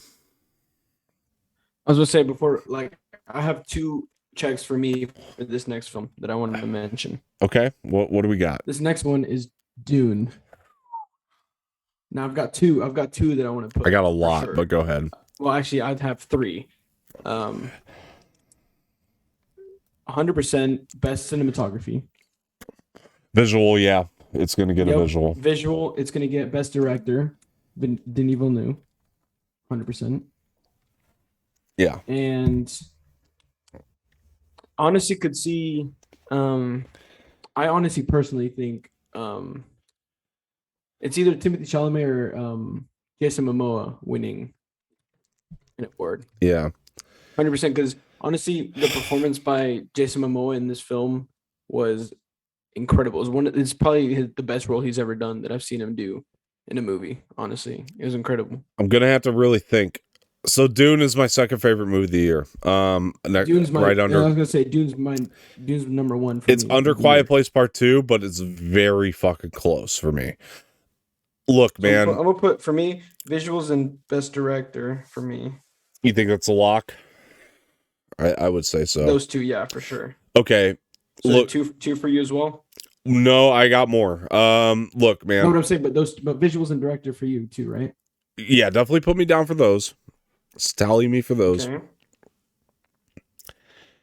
I also think it's a lock for costume design. I don't think we can underestimate how great the costume design was. I would say put me down for a tally for nomination for costume design. Yeah, honestly, like the still suits and all the outfits that Timothée Chalamet, Paul and all the other characters wore throughout the film, and the Reverend Mother, her outfit, and just really all the other outfits in the film were just incredible. So I'll put myself for the costume as well. Exactly. I was gonna say honestly too is soundtrack might win too, or might be a nomination. Score would be my next one. That was going to be my next one. Tally me for score. Same. It's definitely getting a score. Hans Zimmer Hans Zimmer killed it, knocked it out of the park. 100%. 100%. So that's a definite. I think that's a lock. I don't think there's any argument against it. I think it's a lock, man. Like all three of these are a lock in my opinion. You mean 4 because there's visuals, costume design, director, and score. Right. Sorry, all 4 of these are a lock. Honestly, I'd be surprised if Dune didn't win at least one of these because honestly, the film is. I think it's going to win a lot of these. I think we're going to watch this movie sweep. I think it's going to sweep up awards this year. It's incredible, dude. It's just an incredible film, man. It's my favorite of the year, man. It's fucking visual, great. Sound, costume, director. Put down Denis Villeneuve, best director. I think that's a lock too. Yeah, we already got visuals, costume design, director, and score. We got those 4 so far. You got director on there as well. Put me down for a tally. I don't know if you're going there. I already put a tally for director. Okay. I also think the other thing that we need to look at is screenplay. I think the best adapted screenplay is going to get one too. I think we're going to get. I think it's a lock as well. You know what? Yeah, for adapted 100%. Screenplay, 100%. Man, I mean, look at this. Look at how well this was adapted. I bet it actually wins that award. Put me down. Here we go. Put me down for tally best directed best adapted screenplay. Put in parentheses if you must win next to that. I think it wins best adapted screenplay. I actually think that's a lock. You know what? Because that is the hardest thing to adapt, and he did it so well. I was gonna say I agree with you because we've already seen someone try and do that and wasn't very successful. But Denis Villeneuve just because I've been reading. I think it wins. I read the book and he adapted it almost like 100% like the book. Like it wins best adapted screenplay. Obviously, there's a couple of different stuff in the book that's not in the movie, but he adapted it so nicely. Is incredible. That's the award. It definitely wins. I think that's the lock for the winner. And then you can lock it into best picture too. I think that this will get nominated for best picture. 110%, man. Lock it in. It will get nominated for best picture as well. So. This Yeah, thing is gonna I sweep. agree with you on This that thing one. is gonna sweep. There's I'm telling you, this bro. I'm telling you, this is the best movie of the year, 100%. to me, it's a second, but yeah, I agree with you that it's gonna sweep. It's gonna sweep, dude. This thing is gonna get I so many if nominations. there's if there's any film that of this year that I'd buy the DVD for, it would be Dune, 100%. For sure, dude. I cannot wait till this Dude, thing comes out. And 100%. I'm buying it, bro. oh my god, 100%, this 100%. is the I'm dude. yeah, it's amazing. It's In unreal. terms of like, obviously because it's sci-fi, and we're both geeks for sci-fi, but this film was just so. Honestly, I praises to Denis Villeneuve because he is just so fucking talented, man. Now, I think I'm gonna put down a maybe for two of these too. So put me down for a maybe for best supporting actor for. I agree with you, Jason Momoa. Put me down for a maybe, Yes, I'm maybe, putting maybe for myself as well. Maybe and then for me too. I'm gonna go with a maybe for Oscar Isaac. As the Duke, man, I think Oscar Isaac. We can't underestimate how well he portrayed the Duke. I don't think. So I would say put me down for a maybe for that as well. Again, man, I just I'll think put for honestly best like supporting for sure. his this especially the scene where he yeah, the scene where he bit into that thing and like killed half of the Baron's people, like dude, Yeah, that was dude incredible. Duke later. I mean, And he gave you the best. Yeah, the scenes with Paul as well, man. His yeah, scenes with Timothy were just dude, incredible. yeah. Not that I don't love the guy as Poe Dameron, but man, this is one of Oscar Isaac's best. I mean, come on. I mean, he really destroyed his in this role, dude. And 100%, my God, yeah, 100%. guys, I'm telling you, like, I know that this is an award contention thing, but if you guys really haven't seen Dune yet, please watch this movie. I can not hype this movie up enough. This is one of the best movies I've ever seen. 100%. It's so Bro, damn good. I'm telling you guys right now, it's my favorite movie this year. Like Yeah. honestly, I don't take like those kind of things lightly, and honestly, I haven't seen a film this good in a very long time. I'm so hyped Honestly. about this movie. I really am, and Dude, I think it will honestly, sweep dude, this year. I've seen it like 5 times through. Like, when we Yeah. got onto HBO Max, I watched it like 4 times. Yeah, before me it too, man. left Me HBO too. Max. Yeah, it's just that damn good. So it's really fuck, Everything man. it's everything about the movie, the visuals, the soundtrack, the actors, actresses, like the whole thing about it was just fucking incredible, man. Yeah, I agree. Look, what's next? What do we got? A movie neither of us have seen. Tragedy of Macbeth. Even though we haven't seen it, put me in for tallies. Here, I think easily Denzel Washington for best actor, just based on hype. Here, I haven't seen it, but I think easily Denzel is best actor. And the other thing I would say is, oh, go ahead. I'll put a tally for myself as well because I just know Denzel is just talented as fuck. So It's the hype, man. I can't deny the hype again. That goes for this, and he's just talented, man. He's a talented actor. I Then- mean, his what no, oh my gosh, what are those movies that he did? It was Expendable. No, not Expendables. No, I think I know what you're thinking about though. Equalizer. he made like 2 or 3 of them Equalizer. where he was like this. Yeah, those Equalizer. those. Right. Yeah. That's what I was Yeah. like. Yeah.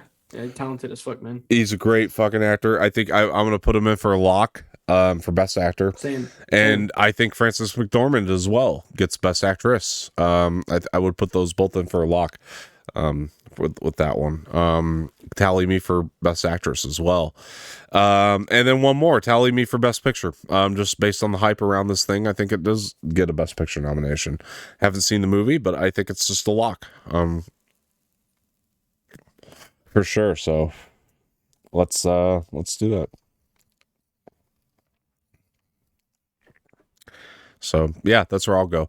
Oh, one more tally. I'm sorry. Joel Cohen as best director, I think. So tally me for best director there. I think that'll happen. For nomination. Joel Cohen will probably definitely get a best director. By the way, I'm a massive Coen Brothers whether it be Joel or Ethan or they're working together. Massive fan of them, and I think they make incredible films. So I'm so hyped to see this one. You hadn't seen a trailer for that one, right? Yet. So No, I have not. okay, so let's pull that up now. That's why I had the trailer screen. So let's see. Tragedy of Macbeth. So here we go. So for Jose and all you out there who maybe haven't heard of this one and have been wanting to know what all the hype is about, we'll watch this trailer here. So this should be fun. Let's see here. By the way, I just found this out. I guess this is a Apple original film, so that's very interesting. Oh shit. Yeah. And parents now have Apple TV, so I can watch it. Sweet. All right. So there we go. So we'll be watching this one. They got a what's it called? They got a new TV for their living room, and it came with Nice. Apple TV. So I now have Apple TV Nice. as well. Nice. So here we go. Here's the trailer for Tragedy of Macbeth. So we'll kind of.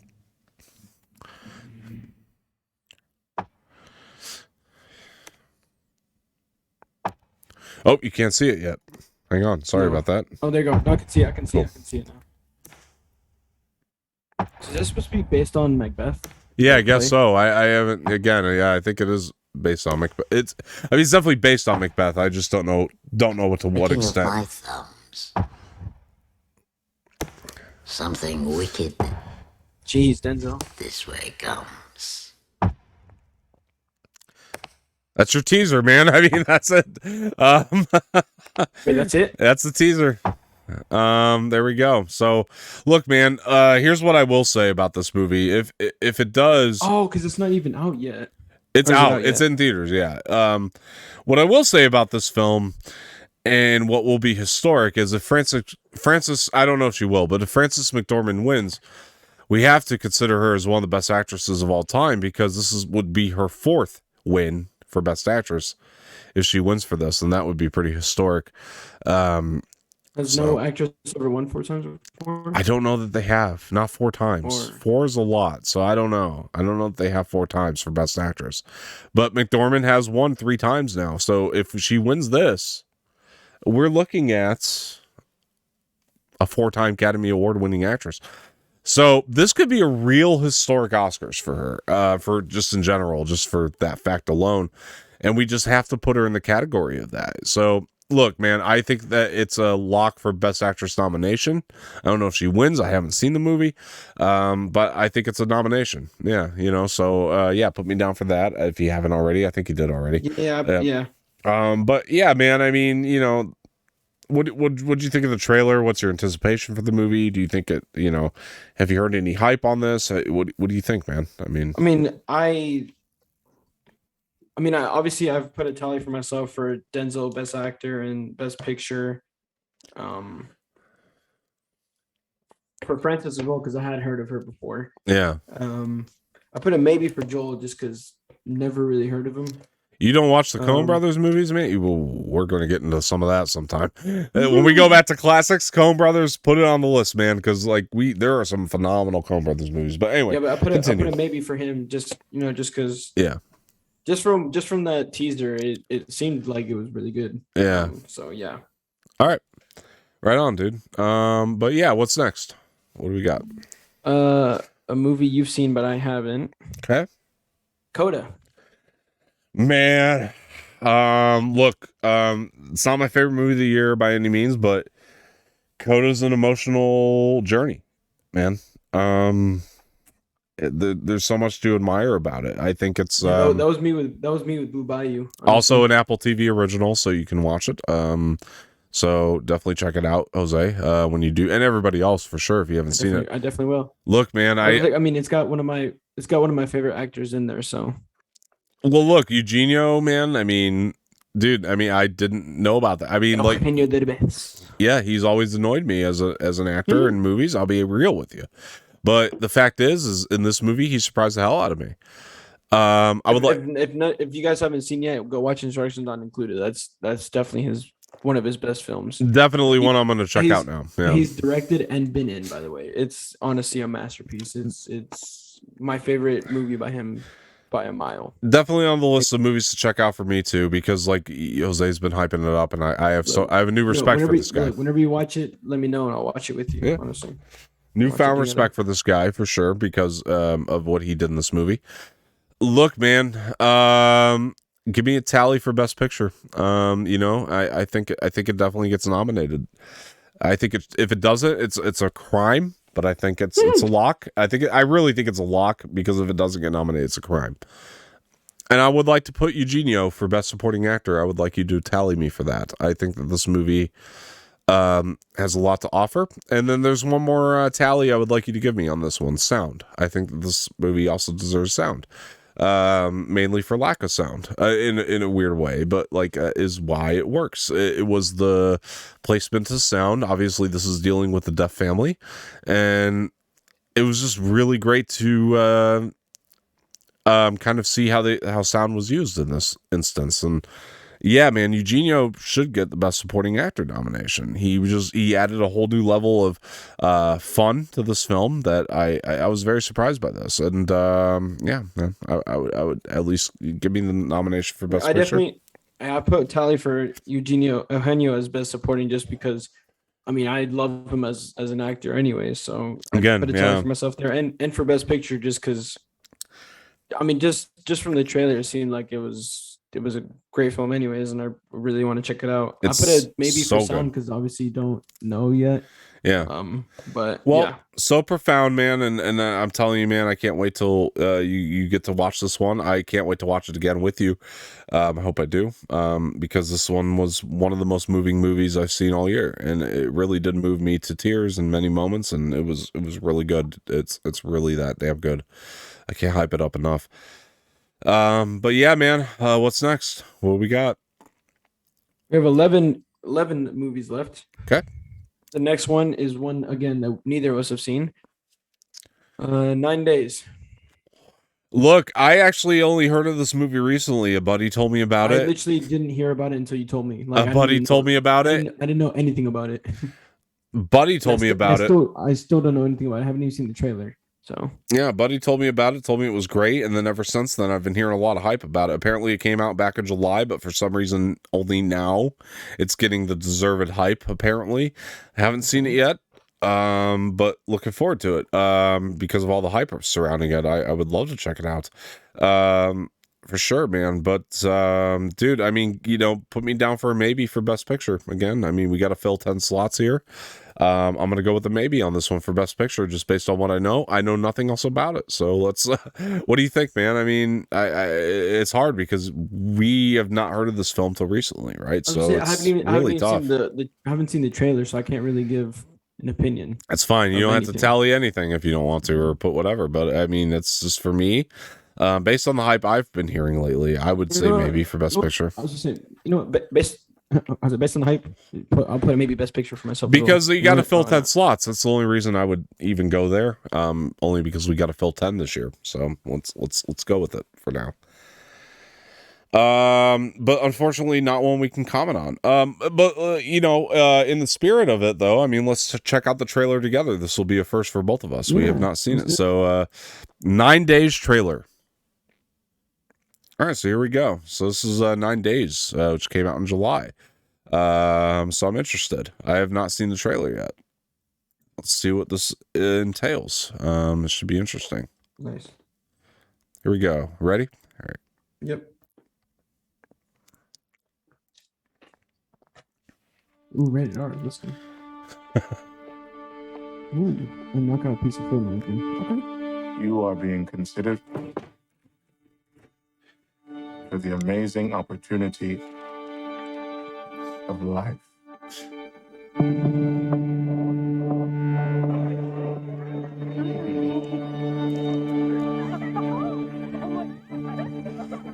If you are selected, you will have the chance to be born in a fruitful environment where you can grow, develop, and accomplish. Tony Lane. Am I dead? I wouldn't say you're alive or dead. Are you the boss? I would say a cog in the wheel. How long is this process? If you make it until the end, 9 days.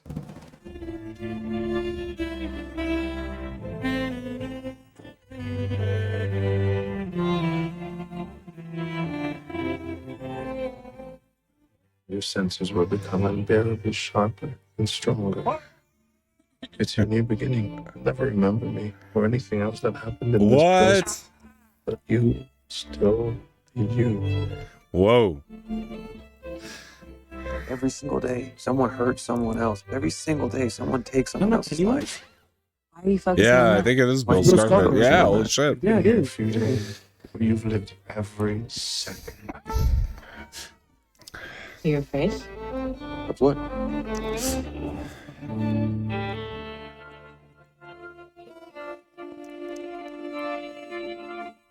Whoa. Days.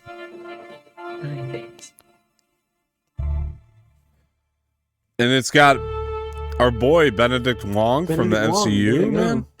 Funny Hale, that's his name. There you go. Look, man, Oh, I gotta I was be gonna say- I honest. was That gonna- looks incredibly profound.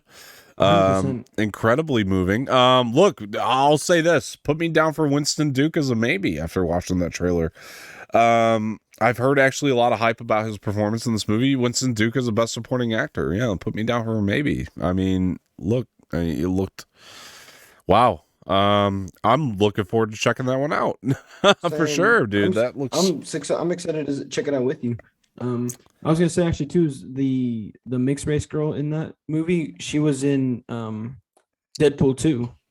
Oh right, yeah, she's in that too. Yeah, that's right. She was the girl whose power was everything. She always gets good luck. Like everything good always happens to her. Yeah, stacked cast, man. Stacked cast. I mean, I can't wait to check it out. It looks incredibly profound, like something I'm into. Yeah, I'll check it out for sure. Excited, but put me down for the maybe for Winston Duke for his best supporting actor for that too. I'll go with the maybe. I haven't seen the movie, but fuck it. I was gonna say before we move on to the next one, were we not? I was actually I forgot. I totally forgot about this movie. I don't know if you wanted to put it in the list or not, but Eternals. I struggled with that. I won't lie to you. Let's talk about Eternals really quick. Here's the problem with Eternals that I see. I love the movie. I think it's great. The thing with Eternals is the struggle with Eternals, I should say, is the fact that it wasn't received well. We just can't deny that. Unfortunately, That is true. it wasn't Yeah. received very well. I love the movie. But it wasn't Same. received well. But the other thing we got to realize about Eternals is Chloe Zhao is an Academy darling. She won Best Director and Best Picture last year with Nomadland. Right. Also bringing Frances McDormand to her third Academy Award win. So I struggle with Eternals for that reason. While it didn't Okay. get received well, you have Chloe Zhao attached to it, who brought Frances McDormand to her third win, who won Best Picture last year, who won Best Director last year. It's a tough cookie to crack. Look, man, give me the visual on Eternals. I think the visuals will definitely get it will get nominated for a visual award for sure. I struggle with it though, in general.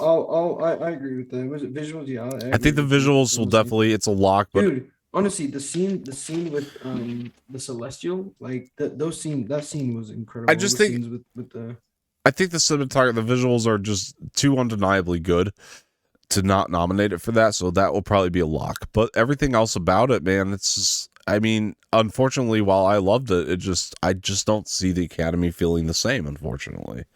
yeah. True. So, yeah, it's unfortunate, but because I like the movie a lot, I think it deserves a lot more than it's gonna get. But I have to be realistic. But yeah, man, I would say put me down for a visual. Unfortunately, that's it. Yeah, same here, honestly.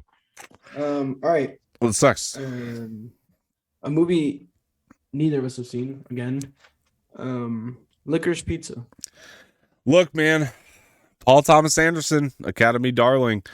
He's a phenomenal filmmaker. I love most of his movies. I also think that this movie is a lot of hype. I actually think, I'm not going to have you tally me for this. Not only do I think it'll get nominated, I think it could win Best Picture this year, just based around the hype of it. But I'm not going to say that right now, but you can definitely put me in a tally for a nomination. I definitely think it's a lock for a nomination for Best Picture. And I also think Paul Thomas Anderson is a lock for Best Director. I think the guy's been grinding so long, and it seems like it doesn't matter what he does, it just gets nominated, man. And it's like it's unreal. Other than that, I agree with. I'll tally myself for both of those as well. Okay, 'cause I definitely agree with those. there's not really, I mean, a lot that could be said other than that because I haven't seen the film. But dude, I Right. mean, it's one of the most hyped up movies of the year for sure. I've heard so much hype around it. I've heard it's amazing. I haven't watched it again, but yeah, you can be damn sure that I think Paul Thomas Anderson will get a lock. It's a lock for Best Director. It's a lock for Best Picture. I think that's how I feel anyway. I don't know, but we'll see.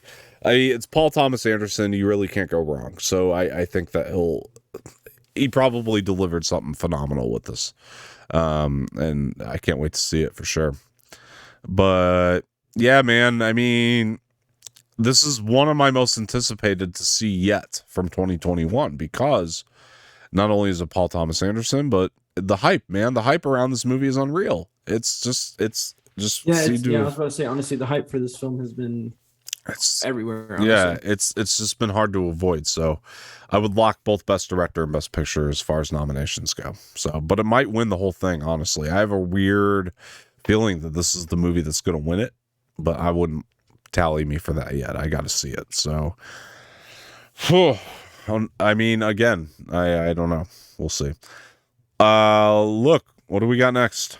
I feel like Dune might win Best Picture over Licorice. I don't know. Look, man, having not seen Licorice Pizza, that's my hope right now. True. For the movies that I True. think are going to get nominated, I would hope it'd be Dune that would win.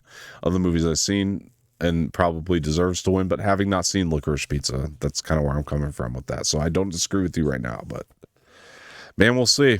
I just have a good feeling about Licorice Pizza for some reason. But anyway, what's next? Well, I'm already pre-writing a nomination that we're both gonna agree on. Okay, Just because we'll see. But yeah, I mean, it's because no, but I mean it's Encanto, which neither of us have seen.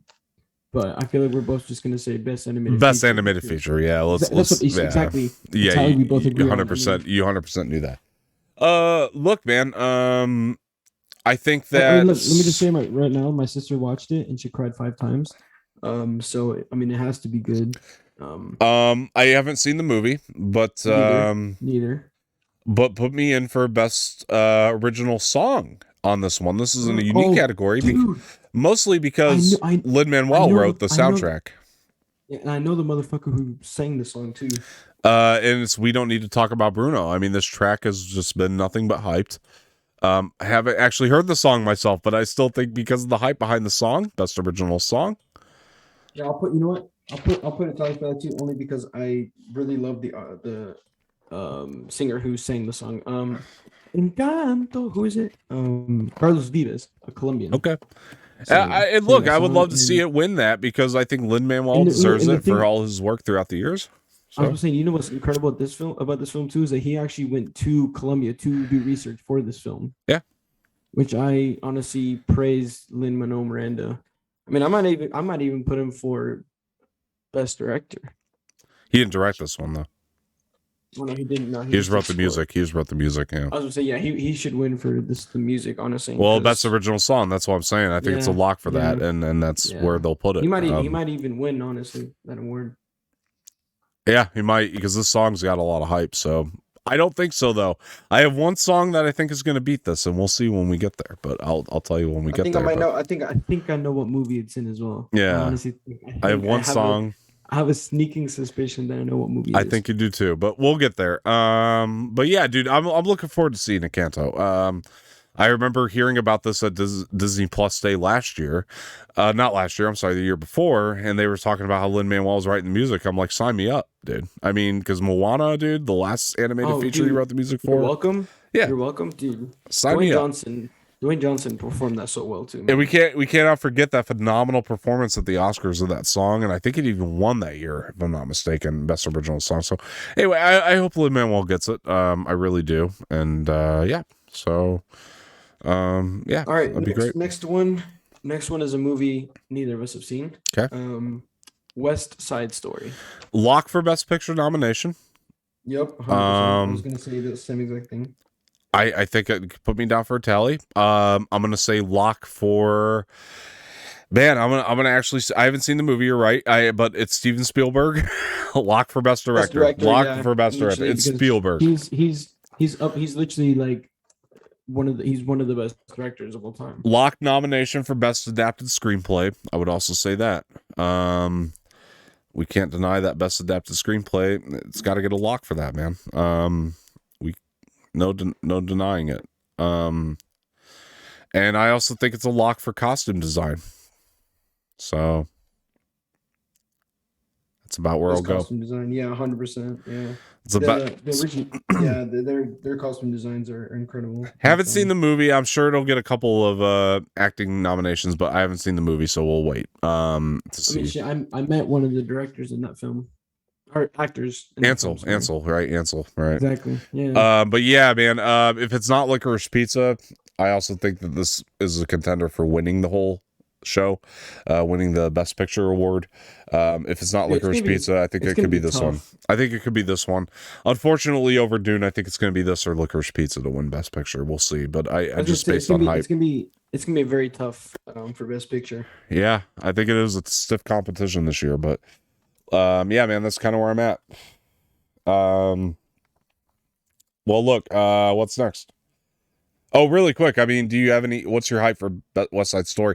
I'm incredibly hyped for it based on Steven Spielberg. I mean, I was gonna say because of Steven Spielberg and of course because of Ansel, because I met him and I like Ansel. Yeah. I like the movies he's in, Fault in Our Stars and Baby Driver and all this stuff.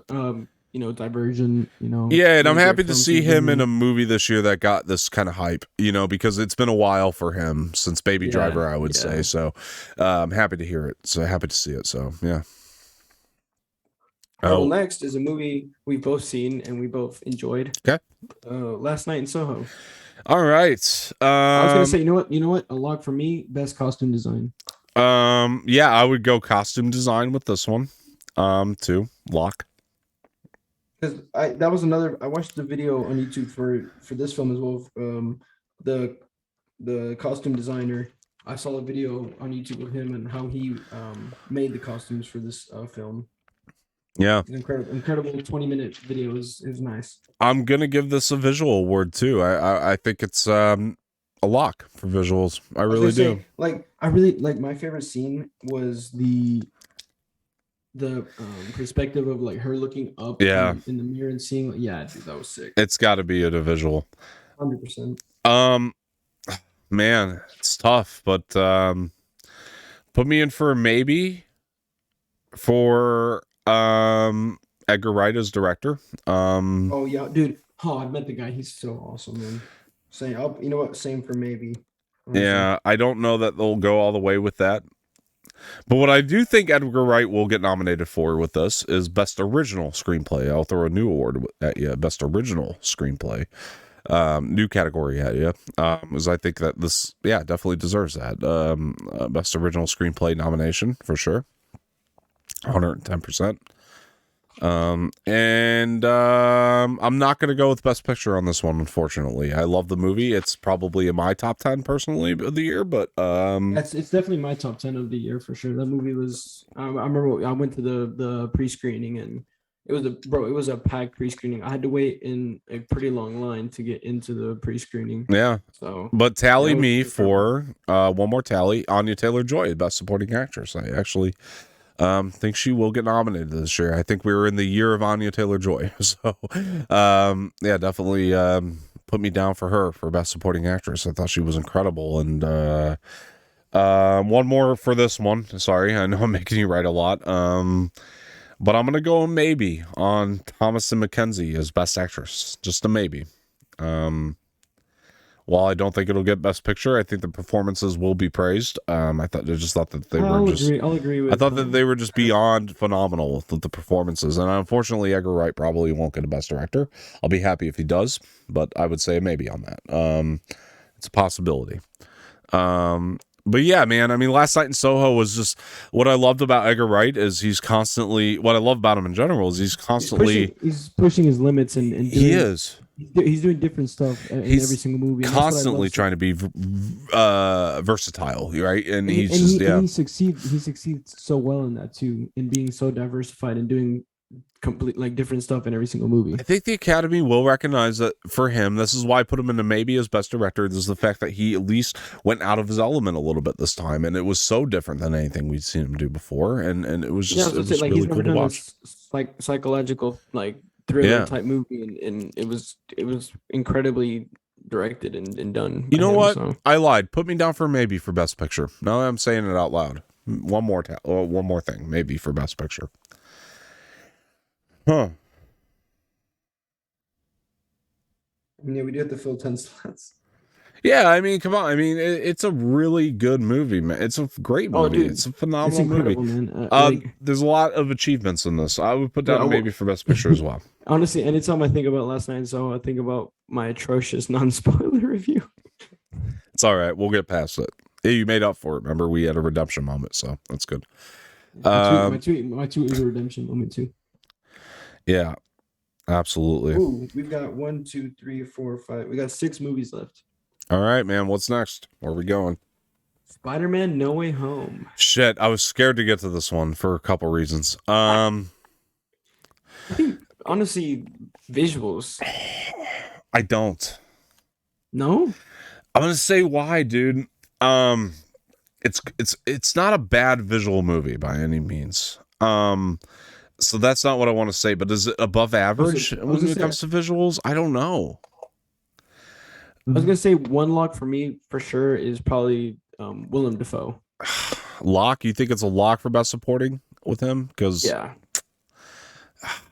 it's hard. dude, like how he was in this film was just like I feel like, and I was talking to someone today about this. I feel like in the Sam Raimi films, it was more of like a jokey type Green Goblin, but in this one, you can really like feel. You can actually like feel Green Goblin, like the villain side in this film, because you can see, like he doesn't have a mask, but you know it's Green Goblin. Oh, I love the performance, and Yeah. I think it's very deserving of that. But do I think the Academy will see it the same way? Here's the thing with Spider-Man: No Way Home, and this is the unfortunate thing, because this movie I think pushed some boundaries, and I think it is incredible in so many ways. It's one of my favorites of the year, 100%. And this is the problem with that. It's got a lot of fan service, and that's all the Academy is going to look at the end of the day, unfortunately. And I hate to break it to anybody out there who thinks that this is going to get any more than what it's going to get, because at the end of the day, the Academy is going to look at this movie and they're going to say fan service. Does it have fan service? Absolutely. But is it a profound piece of art? Absolutely. To me, it checks both of those marks, and there's so many. And does it have some of the best performances I've seen in the year? Absolutely, as well. For me, this is me. That's my opinion of it. But we got to look at what the Academy is going to look at. They're going to say comic book film, fan service. That's it. Unfortunately, that's. I feel like maybe the score could get a nomination. All right, so here was going to be mine for this one. This is a tough one again. Put me down for a maybe for Giacchino's score, and I'm only going to go a maybe, unfortunately, with this one. I can back that. I think it's an amazing score. It might be my favorite score-wise. Score might be, well, outside of Dune, it might be my favorite of the year. I was about to say Outside of Dune, this is my second favorite score. Oh, I'm sorry. Quiet Place. Well, no. You know what? Score-wise, I like this better than Quiet Place Part 2, so I take that back. Because I love Giacchino's score. I've listened to the score so many times for this, and I love it. I think it's phenomenal. So I think it's a maybe for score. I don't think they're going to nominate Willem, which is odd. This is why was the challenging one for me, because I don't think they're going to nominate Willem, which is odd because he's such an Academy darling, but I unfortunately just don't think they're going to see it that way. I think they're going to look at this as a role he's done before and him trying to make up for not getting nominated the first time around. And I unfortunately just think they're going to look at this as a role he's done before, and I just don't think they're going to look at it as the way we see it and the way they should see it, in my opinion. I put a maybe for me for Willem. I'm not even going to do that. I don't think he gets any recognition, unfortunately, while he deserves it. This is why I was hard pressed to talk about this one, because I think there are so many great things about it. But I will have you do this. And I think this is something they will look at. Maybe. That's why I'm going to have you put a maybe for me. Okay. Put a maybe for me for Tom Holland as best actor. Ooh, I'm putting a maybe. Because something I think they will look at is him. We have to look at the cultural... That is a bold shout.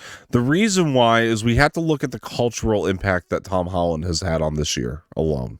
Or 2021 alone. He is one of the most exciting actors working today. I don't think any of us can deny that. He far exceeded, I think, everybody's expectations in this last Spider-Man movie. Allowing him to get a raise to $10 million per film. That's unbelievable for his age. I think that's the thing they're going to recognize is the performance Wait, he gave. He's making 10 mil per movie? You got to pay him $10 million or you're not getting him in your movie. Hate to break it to you. That's his new deal. So, look, that's unbelievable for somebody in his age group. That's for the new 3 that he's going to make too? Yeah. I think that Sony and Disney campaign Tom hard for this movie because I think they want everybody else to believe. If he gets a nomination, it's going to be harder to sell that 10 million. So I think they campaigned him hard. I think he has the campaign behind him to get that best actor nomination at least. So I'm going to go maybe with him. I think that he really did far exceed my expectations. I think he proved that he can lead a movie, which is a big deal to the Academy. If you can lead a movie, that's a big deal, and he proved it. Especially at his age. That's impressive. He proved himself, and I think that they're going to look at that maybe. So that's why I go maybe with that. Oh, man. I'm telling you, a Marvel movie probably will get nominated this year because of the 10 slots for Best Picture, and it's going to be between this and Shang-Chi. I just think Shang-Chi's odds are a little bit higher right now. I got to be honest. 100%. Yeah. Through and through, it's the better film. I'm sorry, it is. Through and through, Shang-Chi is the better film. I was going to say, too, but I think it's also because of the originality of Shang-Chi that I feel like it's going to, go over Spider-Man No Way Home. Through and through, it's the better made film, I would say. I still haven't decided 100%. Personally which one I like better. But through and through, better made, Shang-Chi. And I think that that's why that one's going to get the nomination over Spider-Man's. I'm not going to go with the Best Picture on this. And I think it's deserving. And I mean that. It's deserving of this Best Picture nomination. 100%. 100%. It's just not going to do it, unfortunately. And I don't go there with it, sadly. And I've weighed on this one because I think what you take that ending alone, that is definitely Academy level shit.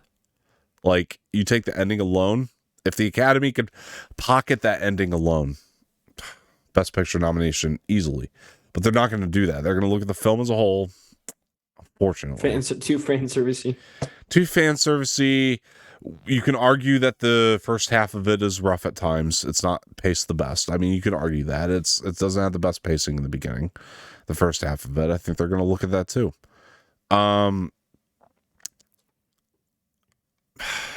But all that said, one more maybe I'm going to throw in here is John Watts for Best Director. I also think he's another one that just far exceeded our expectations. So, I don't know, man. I think the fate of Spider-Man here at the Academy Awards is going to be very interesting. I definitely think it deserves something. But it's going to be an interesting fate of this movie because we cannot deny it was the biggest cultural thing of the year. Culturally, it was the biggest thing of the year. It's one of the best movies of the year at the same time. It lived up to its hype. There's no denying it. It's amazing. It's profound. It's moving. It is profound art at the end of the day. It is, yeah. You take that ending in a pocket, it's profound art. There's no denying that. It has amazing performances with great themes, great messages. I was gonna say the performances from all the other actors too is just so profound. Like again, I'll say it again. Willem Dafoe, his performance. Tom Holland, no, Tobey Maguire and Andrew Garfield, like like the scene where Andrew saves, MJ's, bro, had me shedding tears. I mean, it's just so profound, man. It's incredible. Look, I put maybe for Shang-Chi for Best Picture, right? When we go back there, I believe I put a maybe for Best Picture. So no, yeah, maybe for both. Yeah, on Best Picture. I feel like you're gonna do maybe for Spider-Man and then just tally up Best Picture. No, keep me off of it actually, because I want to keep to the theme that Shang-Chi will get the Best Picture nomination over Spider-Man. Yeah, I think it's going to be one of the two. I don't want to say that Spider-Man won't, because I think it's going to be one of these two, because we have to fill the 10 slots. But I also think that Shang-Chi, so to keep with that theme, keep Shang-Chi on the maybe, and then don't give me anything for Spider-Man yet. Let me. No, I definitely agree with that. I'll think about it in the next weeks and so, and I'll well, where are you at with it? I mean, because that's the next part of it is, what do you think it's nominated, if anything? I mean, I know you were talking visuals. I don't think that they're good enough. I don't think it's above average enough to bring it home. I think the only thing it'd be nominated for is probably a score. Score, definitely. It should be. If anything, it'd be score. I think it should be, but even then, for some reason, I go maybe. I think it's a great score. Man, it's tough. Well, then I honestly couldn't think of anything else that it honestly could be nominated for. It's a challenging one because, like I said, it is profound art. There's no denying it. In my opinion, it's profound art, man. So where I think it lands, I agree with you. where I think it lands is going to be so different than the Academy, though. I just feel that in my gut, unfortunately, and that's the unfortunate part about doing these lists is you come across these movies like a Spider-Man, where you're just like, man, I would nominate this for a lot of things, but it's just, I got to look at the way the Academy is going to look at it. And I just don't see that they're going to see little child Spider-Man movie. I hope they see it differently. I really do. Unfortunately, no, but look, man, one of the best movies of the year. 100%. It's in my top for this year. Yeah, for sure. Like, this is one of those I feel for this movie because I just know it's not going to get what it deserves, and I feel for it. I really do. In my heart, I feel for this movie because it deserves so much more than it's going to get. And yeah, it did something. It moved the MCU in directions I just never thought it could go. And yeah, that's a lot of credit. So what's next? Shit, that's a tough one. Yeah, no, yeah, we went on with that movie. Next one is one that neither of us have seen, I'm pretty sure as well. Nightmare Alley. Look, man, Guillermo del Toro, I'm a huge fan. I still need to see this movie. Put me down for a lock for best director. I think this movie's gotten a lot of hype. I think that he can definitely get that. Who's the director? Guillermo del Toro was one of the best directors of all time. Oh my God. It's amazing. I'll put a tally for myself as well there because he's unbelievably good. Sicario? No, it was Denis Villeneuve, but oh shit, who did Dune? No, but Guillermo del Toro is also a phenomenal. Well, I mean, Pan's Labyrinth. He won Best Picture for Shape of Water. He won Best Picture for Pan's Labyrinth and Shape of Water. I mean, he's made some other great films. Crimson Peak. Shape of Water is great. And he's done some incredible work throughout the years. I'll lock this in for Best Picture too. You know what? I'll go ahead and say Nightmare Alley will get the Best Picture nomination. Yeah. I don't really have much else to say.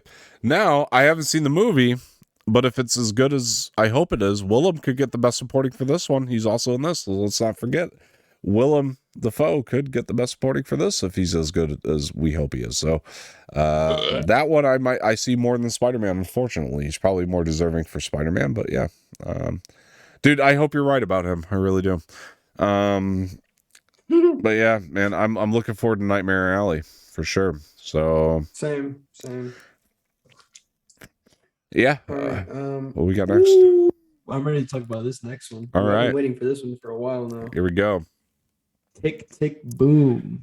I'm gonna put it out there. Lock for Best Picture. I was gonna put lock for Andrew Garfield. Oh, lock for Andrew Honestly. Garfield. Yeah, 100%. And I actually think Andrew could win.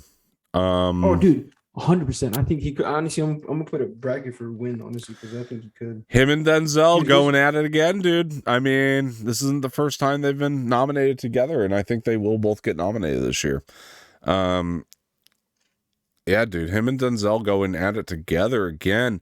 I Dude, also honestly, like I'll tell you guys, I watched this film like about 2-3 days ago, and it had me in tears. Like oh my gosh! based on the film way was- this film moved me, I hope Andrew wins for this. I really do. it Having honestly, not it seen honestly, a it's lot of the honestly, other ones, but it's honestly my favorite of all the musicals I've seen. It's definitely my favorite. yeah, mine honestly. too. It's my favorite musical of the year. I could at least say that. Dude, Having 100%. not seen West Andrew- Side, yeah, it's my favorite. Andrew Garfield was just proving again that he's just such an incredible actor, man. He's wow. Yeah, I mean, Honestly. and Lin-Manuel's going to be all over the ceremony, but put him up for best director. For a first film, this is an astounding achievement. First film he's ever He directed. directed this. For his first film, honestly, he killed it. Like, Astounding achievement. oh my goodness, yes. Put him up for best director. I think the Academy will see it the same, for sure. So lock for that. Look, man, the next thing I would nominate it for is best original song. 100%, 3090, I think gets nominated. I think 3090 is a great way to intro the movie. It's a song I just cannot stop going back to. Man, but Andrew, I remember you showed me that song before I watched the film. yeah, I was a heard it great before I watched the movie. Yeah, and it's one I keep going back to. one. You know what's another song that I really really liked in that one was the "Come to Your Senses." Yeah, Great song. Great song. the soundtrack's good in general. I mean, overall, Yeah. it's a great soundtrack. But yeah, lock for best picture. Lock for Andrew. Andrew will get nominated for this. I 100% Lock for guarantee it. director and lock for song. Yeah. Original song. And well deserved stuff here. I mean, because yeah, Andrew definitely deserves to get nominated. And I hope he wins. I really do. I just think he just gave this incredible performance, man. That just he's one of those actors that just continuously Honestly, surprises me. I mean, I still have to see Tragedy of Macbeth, but depending on how I like that movie with Denzel, I think Andrew might actually win best. I actor, think man. he wins it. I think he does. I have a good feeling about him this year. I mean, think this he this got is snubbed probably for my favorite- Hacksaw. probably my- So I think it was my favorite one of my favorite Andrew Garfield films for sure. he should have won the year he did Hacksaw. He'll win this year. I bet you. 100%. Yeah, because that's what I mean. It's one of my favorite movies that he's done for sure. yeah, and obviously have not seen the other movies, but a lot of them. But hey, man, dude, Andrew's been grinding, man. Andrew's been grinding. Let's get him this award. That's how I feel. I want him to win that. I'm pretty sure this is. I don't think this is confirmed, but I'm pretty sure these are just rumors. But apparently he's confirmed for a third Amazing Spider-Man. I heard film. he was going to be in Morbius, but we'll see. In a post credit, but we'll see. Not confirmed. I just something I heard. I feel like I'm pretty sure this isn't confirmed, but I really would like to see Tom Hardy's Venom in like an end credit scene of Morbius. I don't think so. I think it takes That'd be place in pretty cool. Andrew's universe. That's why I don't think Tom Holland will be in it. Personally, that's my opinion. In 3090, they're singing happy birthday. How can you not? I cannot deny the power of that song. It's so good. By the way, when the song that you mentioned about him singing about the roommates and stuff, that was a great one man too. Yeah, that's so good. Bo bo bo This is the life, bo bo bo bo bo bo bo. That's so good. This is the life, bo bo. That's a catchy song. Bohemia. Oh god, That's such a catchy song, man. the rawness of his performance was just it's unreal. Dude, he just brought something different to that film, man. We're It's listening to that incredible. when we're done with the show. That 100%. 3090 for sure, at least, and that other one. This is the life. Anyway, so yeah, that movie. If you guys have not seen Tick Tick Boom, I mean, It's on Netflix. You need to go watch it right now. unbelievably good, like unbelievably good. Like we can't hype this anymore, man. Yeah. Andrew Garfield is just too freaking good, man. Probably will end up in my top 5 of the year. We'll see what comes, but yeah, I think it will because that movie was so good. Yeah, so far in my top 5 of the tier is Dune and Tick Tick Boom. Oh my god, So far, those are definitely a lock in my top 5, I think. But yeah, 100% same. and both will get nominated for Best Picture. I can almost guarantee it. But yeah, 100%. yeah, yeah. What do we got? Next one that you've seen, I haven't yet, just because I didn't really like the trailer, but I know it's on Netflix and I could watch it if I wanted to. I think you know which one it is. Huh? Don't Look Up. Yeah. Look, guys. There's been a lot of divisiveness around this movie, but I think the Academy overall has enjoyed it. That's my prediction, is that the Academy overall will love this movie. I don't know the Academy. I don't know the people in the Academy. I'm just making a prediction. There's been enough. The first thing that we got to talk about is Adam McKay. His last 2 movies got nominated for Best Picture between The Big Short and Vice. This guy just can't stop getting his movies nominated. So I think that this is a lock for Best Picture. So we got to go with that. And I think Adam McKay is a lock for Best Director. I think that the guy just, whether the Academy loves the movie or not, I think that it needs to be recognized that Adam McKay he continuously finds new and interesting ways to direct comedy. And I think that that's something that the Academy will see in him. I'm going to watch it tomorrow. It's really great. I had a blast with this. I thought it was funnier than hell. I thought the messages were super profound. And it really had some amazing performances, if you ask me. So put me in for a lock for Leonardo DiCaprio as Best Actor. I think that's just a given, just based on the name alone, for nomination. I mean, come on. I mean, let's look at what we got here. That's a lock. I think for Best Actor based on the name. Nomination anyway. I don't think he'll win. I hope Andrew wins this year, but he was great in the movie. Yeah, I was about to say, I really hope Andrew wins, man. Yeah, even seeing a performance from Leonardo DiCaprio, I like Andrew Garfield more. I got more for this one. Sorry. I also think that Jennifer Lawrence for Best Supporting Actress for this. I think that she gave one of her better performances as of late, and I love her as an actress. I really do. When you give her the right script, right role, you get her good. And this is her best since Silver Linings Playbook. It's her best performance since that movie, and that film is phenomenal. Which she also got nominated and won for Best Actress for Silver Linings. What movie I recently watched with her in it that I really, really enjoyed? Operation Red Sparrow. Oh, Red Sparrow is supposed to be great. Yeah, that's what I hear. Oh, dude, I watched it in Ecuador with my sister because we were trying to find a movie to watch together on Netflix, and we came across Red Sparrow and watched the trailer. And honestly, bro, it's Jennifer Lawrence is incredible in that film, man. She's a great actress. She really is. Honestly. Yeah, I think Best Supporting Actress for her, I think is actually a lock. Sadly, I can't think of too many others. Did we put down Adam McKay for Best Director? Because that's the other part. Yeah, okay. So I can't think of too many others for this one, but I think that those are the ones that... I was going to ask, how was Timothée Chalamet in this film? Good, but I don't think it's award worthy. He just doesn't have enough time. Obviously, I was just wondering. I loved his role. I'll put it that way. I love the role. I love the way he was used. Oh, one more thing, actually, for this one. Best Original Screenplay. I would say for Don't Look Up. Best Original Screenplay. I think that it this is a movie that just it's original. It feels original when you're watching it, you know? It really does. I love this movie. I really do. I don't know if it's the top 5 of the year for me, but it's really fucking good. It's awesome. It's got a really good cast. I thought Jonah Hill was great too. I just don't think he'll get an award for it, but he was good. He was very great. Played his role well. I was gonna say, honestly, the movies I've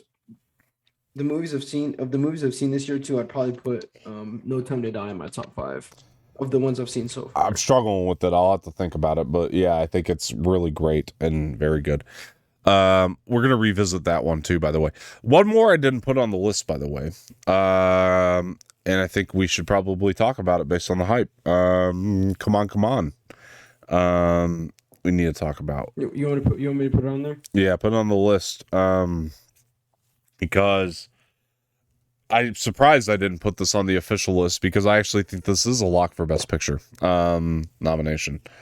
Is Come On. And I also think, look, man, he's a legend. He's Best Actor. Wait, what's Come On again? We'll watch the trailer in a minute, but look, man, legendary as fuck. We gotta acknowledge it. There's actually one more too that I didn't put on there, but we'll get in that in a minute. But You said legendary as fuck, but who are you talking about? Joaquin Phoenix, man, probably the best actor of our generation. Oh, dude, bro, I'm Joker. throwing a lock for best actor for him. Dude, his Joker is definitely my favorite film by him. Yeah, He's so good. he's one. He probably is the best actor working today. I mean, he just kills. And His the emotions and stuff that he puts into his acting is just incredible. He's He fits unreal. His role so perfectly. So put me in for a He's lock for unreal. him for best actor for sure, and that's as far as I'll go there. Yeah, I've logged for that as well. Let's see. They'll watch the trailer. So, come on, trailer. Who directed that? I don't remember. But I don't know if I would give it a best director. I don't know if it's got that kind of hype behind it, but I definitely think it'll get a best picture for sure. Nomination. But we'll see here. Here we go. So here's a trailer for Come On. Here we go. So let's check this. Oh, thing out. Mike Mills is the director. Okay. I don't know. I don't know if I'll get one or not, but I would. Haven't seen the movie, so let's see. But To visit planet Earth, you will have to be born as a human child. Another black and At white. first, you'll have to learn to use your new body, to move your arms and legs. You will learn to walk and run, to use your hands, to make sounds, and form words. There will be so much for you to learn, and so much for you to feel. Sadness, joy, disappointment, and wonder. You will grow up, travel, and work. Over the years, you will try to make sense of that happy, sad, full, always shifting life you're in. And when the time comes to return to your star, it may be hard to say goodbye to that strangely beautiful. Damn, this book. You're crying. No, I'm not. Yes, you are. You're definitely crying. Say you're crying. look, man, I mean, obviously, not having seen the movie, I can at least say one thing we haven't seen Joaquin do is, not at least to this extent, is play that sort of caring, whoops, wrong screen, caring father role. And like, we just haven't seen that to that extent. And I think that'll get him a nomination, at least. Obviously, I haven't seen that movie, but I wouldn't mind either Joaquin or Andrew win Best Actor, honestly, because Joaquin is just so good. I think it's Andrew's Honestly. year. I mean, Joaquin got it with Joker a couple years back. I think Andrew deserves it more at this point. Again, and not having seen the movie, but Joaquin won Best Actor that year for Joker, yeah. So yeah. Nice. Yeah. I mean, deservedly so, because he killed that role. Yeah, honestly. absolutely. But look, I think it's Andrew's year, but not having seen the movie, saying that, but I do think he will get nominated for just based on the type of role he's playing, and I think it's something different for him, and yeah, I think he'll get nominated for that. I think the guy's just unbelievable in his craft. So yeah, I would at least say that for Come On. And Best Picture lock for sure. I've just heard a lot of hype. We got another one to talk about that I didn't put on the list that I'll need you to put on there, because I also think it's a lock for Best Picture based on hype. So quick story. I went to the Antlers screening, a not so great film. But one of the reps there were talking about this other movie, Belfast. Belfast has gotten a lot of hype this year. We can't deny that. And all she kept talking about with everybody was Belfast, and everybody, apparently people had stuck around from a Belfast screening for Antlers. And all of the other people were talking, they weren't hyping up Antlers, but everybody was talking about Belfast. And I think that we got to look at this as, I'm going to put a lock on Belfast, at least for Best Picture. I can't give it anything else, Yeah, not same. really knowing, but Belfast has been so hyped this year. So I would say, yeah, for Belfast, lock it for Best Picture. Alrighty. All right. So what do we got next, Jose? We've got 2 left. All right. We've got The Harder They Fall. So funny enough, the first time I heard about Harder They Fall was from a negative review. And but every other review I've heard since has been incredibly positive. I'll say this. I heard something about this movie that very much turns me off of it. I'm not saying I won't check it out. I definitely will, because I think it's a lock for Best Picture? No. I don't know where I put this one, just not knowing a whole hell of a lot about it.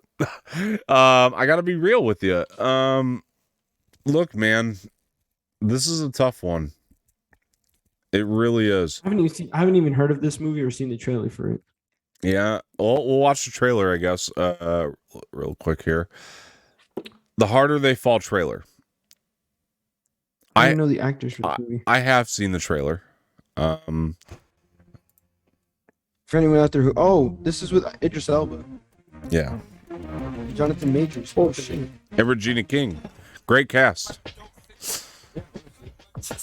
Please.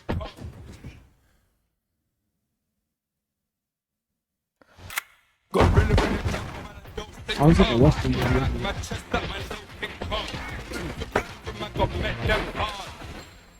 Proof is Buck. Man, old devil, this gonna be Buck's last day amongst the living. What exactly he do to you? Call it a professional robbery. I know who you are. Love hunts down those who trespass against him. With no mercy. Where is it? Where is who? Your boss. My boss. Clearly, you don't know me.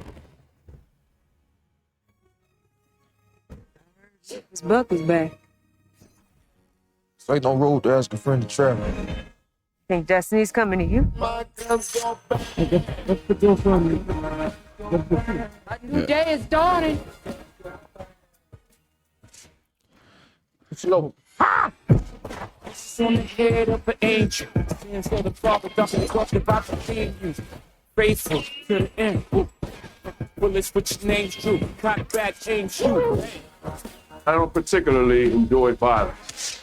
That being said, you are currently in company of extremely violent individuals. Jump, mother. She ain't gonna end well for you. Really?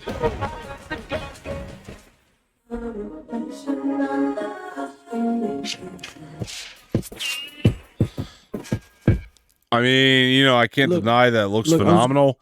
I was gonna say, like I don't know the actress's name, but that girl who's in Deadpool 2, she's been popular. Zazie Beetz, yes, she was in the other one that we watched, the 9 Days trailer. Look, give me Jamie Samuel. I apologize if I'm botching that name, but I'll put him as a maybe for Best Director, just because I'm still blind to this movie. I've heard something very negative about it that turns me off of it. I was gonna say maybe. I was gonna put maybe for me for sound. Okay, that's fair, dude. But Jamie Samuel, I apologize if I'm mispronouncing the name of this director. I heard he's new to directing. But yeah, put me down for Best Director if it's really as good as maybe at least if it's really as good as I hear it is. You can put me down for maybe. I was gonna say maybe for actually that's probably a stretch, but I was gonna say maybe for Idris Elba. I don't know if he's a supporting or a main, but just because of the name. Another one that I've been hearing a lot about is that we didn't make the list, but I'll need you to write down for but yeah, I've just heard too much great about it that I just don't think we should ignore it.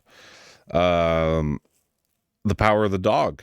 We gotta talk about, because Power of the Dog, I'm gonna put down Benedict Cumberbatch for a Best Supporting Actor on this.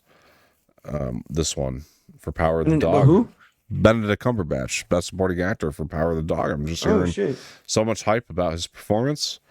And you can also lock me in for Best Picture. This movie's been getting so much hype. Lock me in for Best Picture for Power of the Dog and Benedict Cumberbatch. So for Best either actor or Best Supporting, I don't know where they'll categorize it, but I hear his performance is unbelievable. So We can categorize that one too. So yeah, that's where I'm at with Power of the Dog. Anything on Power of the Dog? Have you heard anything about this one, or where you at? Just really the hype on Benedict Cumberbatch, just because I'm a huge fan of him. Yeah. I've been seeing a lot on social media about his role in that film and how great he did. So supposedly amazing. So yeah. All right, what's next? Well, we got one left. Okay. I mean, if any other come to your mind. Drum roll. I think that's it. I think we've covered a lot. So let's drum get roll, to this please. last one. I don't know how to do a good drum roll. In the Heights. Yeah, not the best movie of the year by any means. But look, there was a couple things with I this still one. haven't seen it, but A couple things with this one. I mean, we are in the year of Lin-Manuel Miranda, that's for sure. Yep. Just making some incredible shit. He's just in like everything. Honestly, he's just incredible, man. Yeah, I agree. Look, you did show me clips of In the Heights. True. So. I mean, this is one of the first Broadway musicals he's ever written. I think it won the Tony, if I'm not mistaken, when it came out on Broadway. And now I'm not surprised. I'm not surprised that he's done this because he's done Hamilton. Now it's been adapted to the screen by John M. Chu, who is mainly known for Crazy Rich Asians, which was a huge hit. Oh, I love that film. And we can't deny that he's kind of an Oscar darling in his own right. I don't think In the Heights will hit a Best Picture, unfortunately. I don't think John M. Chu will, unfortunately, get Best Director. What I do think this movie will get nominated for is a visual. Yeah, I definitely think a visual will hit for this. I don't know. There's the problem. I want to give this one a Best Original Song, but I don't know if they'll look at it that way, seeing how these songs have been done before. So they're not really original songs, although they are because they're original from Lin-Manuel. So I don't know because they've been done before on Broadway. So that's very tough for me. See, but that's just kind of bullshit though, because I mean, in technicality, it is an original song. So put me down for maybe for the song In the Heights from the movie In the Heights for Best Original Song. I'm going to go with a maybe. And I just don't know. I don't know if the Academy will see it the way that I do. I love the movie, though. I think it's a really great musical through and through. I think it's awesome. It's a soundtrack I revisit constantly. Not as much as, say, Tick, Tick, Boom, but I do revisit the soundtrack constantly. It's a great soundtrack. So yeah, man, we're living in the year of Lin-Manuel. I love that movie so much, and I hope it gets something. That's all I can say. I really do. I hope it gets some kind of nomination. Won't get the big ones, but I revisit to this day the Dune soundtrack. I still listen to it to this day. Yeah, I actually have it saved on my Apple Music. We have like sitting there listening to it. We have one to revisit here, though, and I'll put the drum roll on it because I realized that I haven't filled a slot. Wait, there's another one? Well, there's one to revisit. Oh, okay. Drum roll, please. I got you. Thanks. Yeah, thank you. That's better. The movie we'll revisit is No Time to Die. Ooh, okay. I want to throw in a lock. Man, this is tough. Put me down for a tally. Best Picture. Oh. No. Best Supporting Actor. Best Actor, Daniel Craig. Really? I'm betting on him. For a nomination, yeah, I can see that, honestly, because this is literally his best James Bond film. I don't know why I struggled there. I know it might even be the biggest stretch of the night. But look, we cannot deny what he had done in this film as Bond and what he'd done over the years as Bond. They might honor him for that. And this movie is incredible. Look, put me in. You don't think she might not get the best supporting? No. Or the guy? No. I just think that with Daniel Craig's, and look, we have to talk about Rami Malek's performance though in that movie, because Rami Malek as the villain is incredible. Yeah, he's incredible. Dude, he's incredible. Yeah, 100%. Unfortunately, I just don't see it, but for the Academy this year. But Daniel Craig, lock me in. I think that they'll recognize the achievement. I'm locking myself.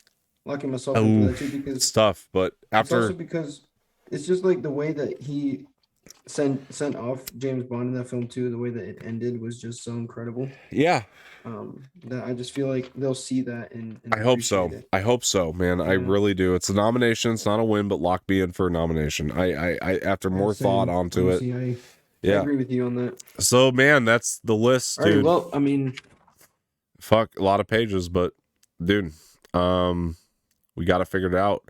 So save that. you want me to And count, I can count the tallies here for us. sure. You've got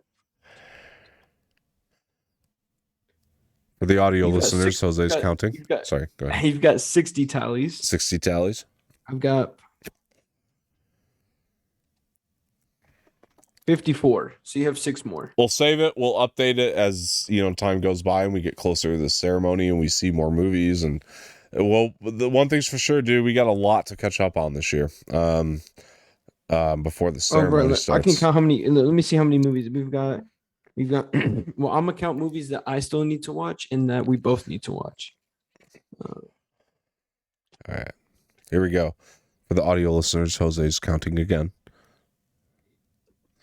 It sounds like a golf game, doesn't it? When I say that, it's just like, yeah. I don't want to throw him off. He's lining up the shot. Oh, he's walking up to the tee. 17 movies. 17 movies. So we need to watch all these shit. It's a lot, but we'll get there. I think probably about like 18 maybe, because you got to watch Quiet Place Part 1. So 18 counting true, that because then, to understand Quiet Place. There's like there's about like 4 or 5 in here that you have seen that I haven't. Sure. Yep. He's counting again. He's lining it up. He's going to the tee. He's thinking about his shot. He's thinking about it more. Yeah, so 6, I guess technically 7 with a Quiet Place 2 that you have seen that I haven't. So 7 of the 18. He got a hole in one. Do the golf guys get excited when they actually get hole in ones? They don't. They just talk like that, right? They keep that voice. You talking about the announcers? Yeah, because they just keep the voice when they get hole in ones, right? They're just like they kind of just. I feel like they raise their voice a little more. He got a hole in one. Hole in one. I feel like he got a hole in one. They raise, that's it. Exactly. They just raise their voice a little higher. That's it. Yeah. What a boring job. Honestly, I would hate to be a commentator. For you have to be. Look, it's the talent. You have to be a very boring person to get that job, which I would suck at. Yeah. So look, guys, that's the list, man. I'm looking forward to a lot of these movies. Is there any on this list, Jose, that you're looking for more so now after maybe watching trailers or talking about them? I mean, what are you looking for the most that you haven't seen yet? Wait, did we ever watch the trailer for Pig? We have not watched the trailer for Pig, which we can do. I think hold on, I think that's the only because I've seen the trailer for Green Knight. I've seen the trailer for Quiet Place 2. I've seen the trailer for Tragedy of Macbeth. I've seen the trailer for Coda. We saw the one for 9 Days. I've seen the one for Licorice Pizza. I've seen the one for West Side Story. And the one for The Harder They Fall we've seen. In the Heights I've seen the trailer. Come on, we just watched. I haven't seen the one for Belfast, The Power of the Dog. Or I believe Nightmare Alley. I don't think we saw the trailer for that one either. I've seen that trailer multiple times, but let's. I'll watch those other trailers on my own. Sure. Well, let's watch Pig at least since you mentioned it, and then we'll wrap it up. All right, guys. So here's the trailer for Pig for those of you who haven't seen it. Jose being one of them. Yeah. Time.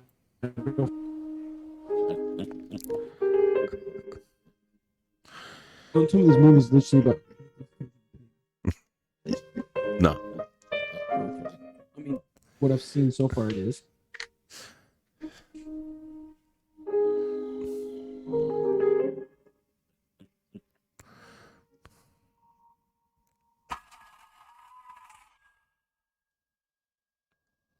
Fucking hell.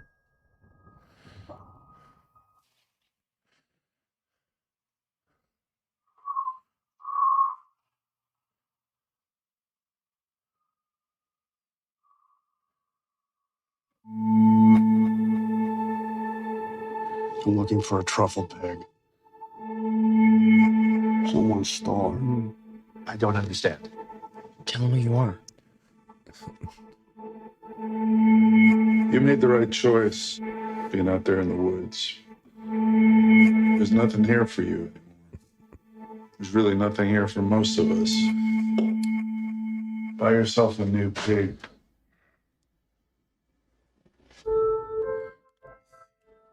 What are you thinking? I remember every meal I ever cooked. I remember every person I ever served. You live your life for them, and they don't even see you. You don't even see yourself. Though. We don't get a lot of things to really care about.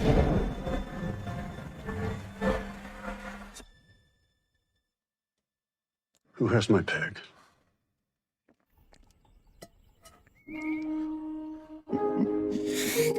Excuse me.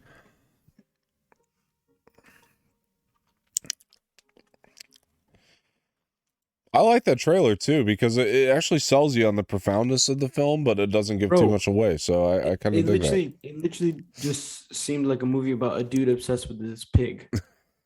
That's literally what the movie is. It's so much more though. It's so much more to it though. Finding his own pig. Yeah, but it doesn't give too much away. That's what I like about that. Because like honestly, when you watch it, it's on the on the subject of Nicolas Cage. I honestly still think that my favorite movie by him is Sorcerer's Apprentice. I'll just say that right now. It's a wild shot, but yeah. Look, guys. The end of the day, Academy Award winner Nicolas Cage to you, sir. Anyway, guys, at the end of the day, these are the movies that are in contention, and let us know what you are most excited to watch. What do you have watched? What do you think of these movies? What do you think of the movies we haven't watched? I mean, whatever it might be, you gotta let us know because we want to know your opinions and thoughts on all this. And do you agree with our list and our predictions? Yeah, our list and predictions. Let us know if you agree or disagree, and what you would. I guess now maybe if you feel like writing it out, what you would change, like what you disagree on, what you agree with, what you would change, any other movies that you think should be there and why, like what nominations you think it could be nominated for. Let us know in the comments because we'd really appreciate that. Really like to read through you guys' opinions. Absolutely, man. And so guys, definitely everything. I second everything Jose just said. I mean, honestly, and I mean it's stiff competition this year. That's all I could say. And guys, let us know what's in contention and what you think is in contention and all that. So hopefully we got the predictions right. Definitely we did not. I'm sure there's gonna be a lot we got wrong, but there's probably there's a couple that we probably did right, but for the most part we're probably wrong. But is what it is. Oh yeah, guys. If you at guys, the end of the day, at the end of the day, it's our. At the end of the day, is our opinions is what we think. Yeah. Nothing's factual, so Yeah. we just we're doing this for fun, for our entertainment, and for y'all's entertainment. Yeah. So at the end of the day, we're just a couple guys having fun talking about what it is that we love to talk about, and just don't take it literal. Absolutely, I agree. And guys, so thank you so much for joining today's show. And let us know in the comment section below what you thought again, and like this video, subscribe to the channel, leave some feedback in the comment section, share this with your friends, hit the bell for notifications. It's the best way to get content in the future, is doing all that. So thank you guys so much for joining us again for another Movie Mornings. I've been Don Martino. This has been Jose Espinel. Jose, where can people find you before we take off? Y'all can find me on all socials at Type 1 Latino, all together, all lowercase. Yeah, you guys can find me on Twitter at Dom_Martino_ and on Instagram, Dom_Martino_official. And you can follow the Anorex pages on Twitter at Anorex Official and on Instagram, Anorex Official. So thank you guys so much for joining. Please follow us for all future content updates, and we'll see you guys next time. Later. Bye. See you.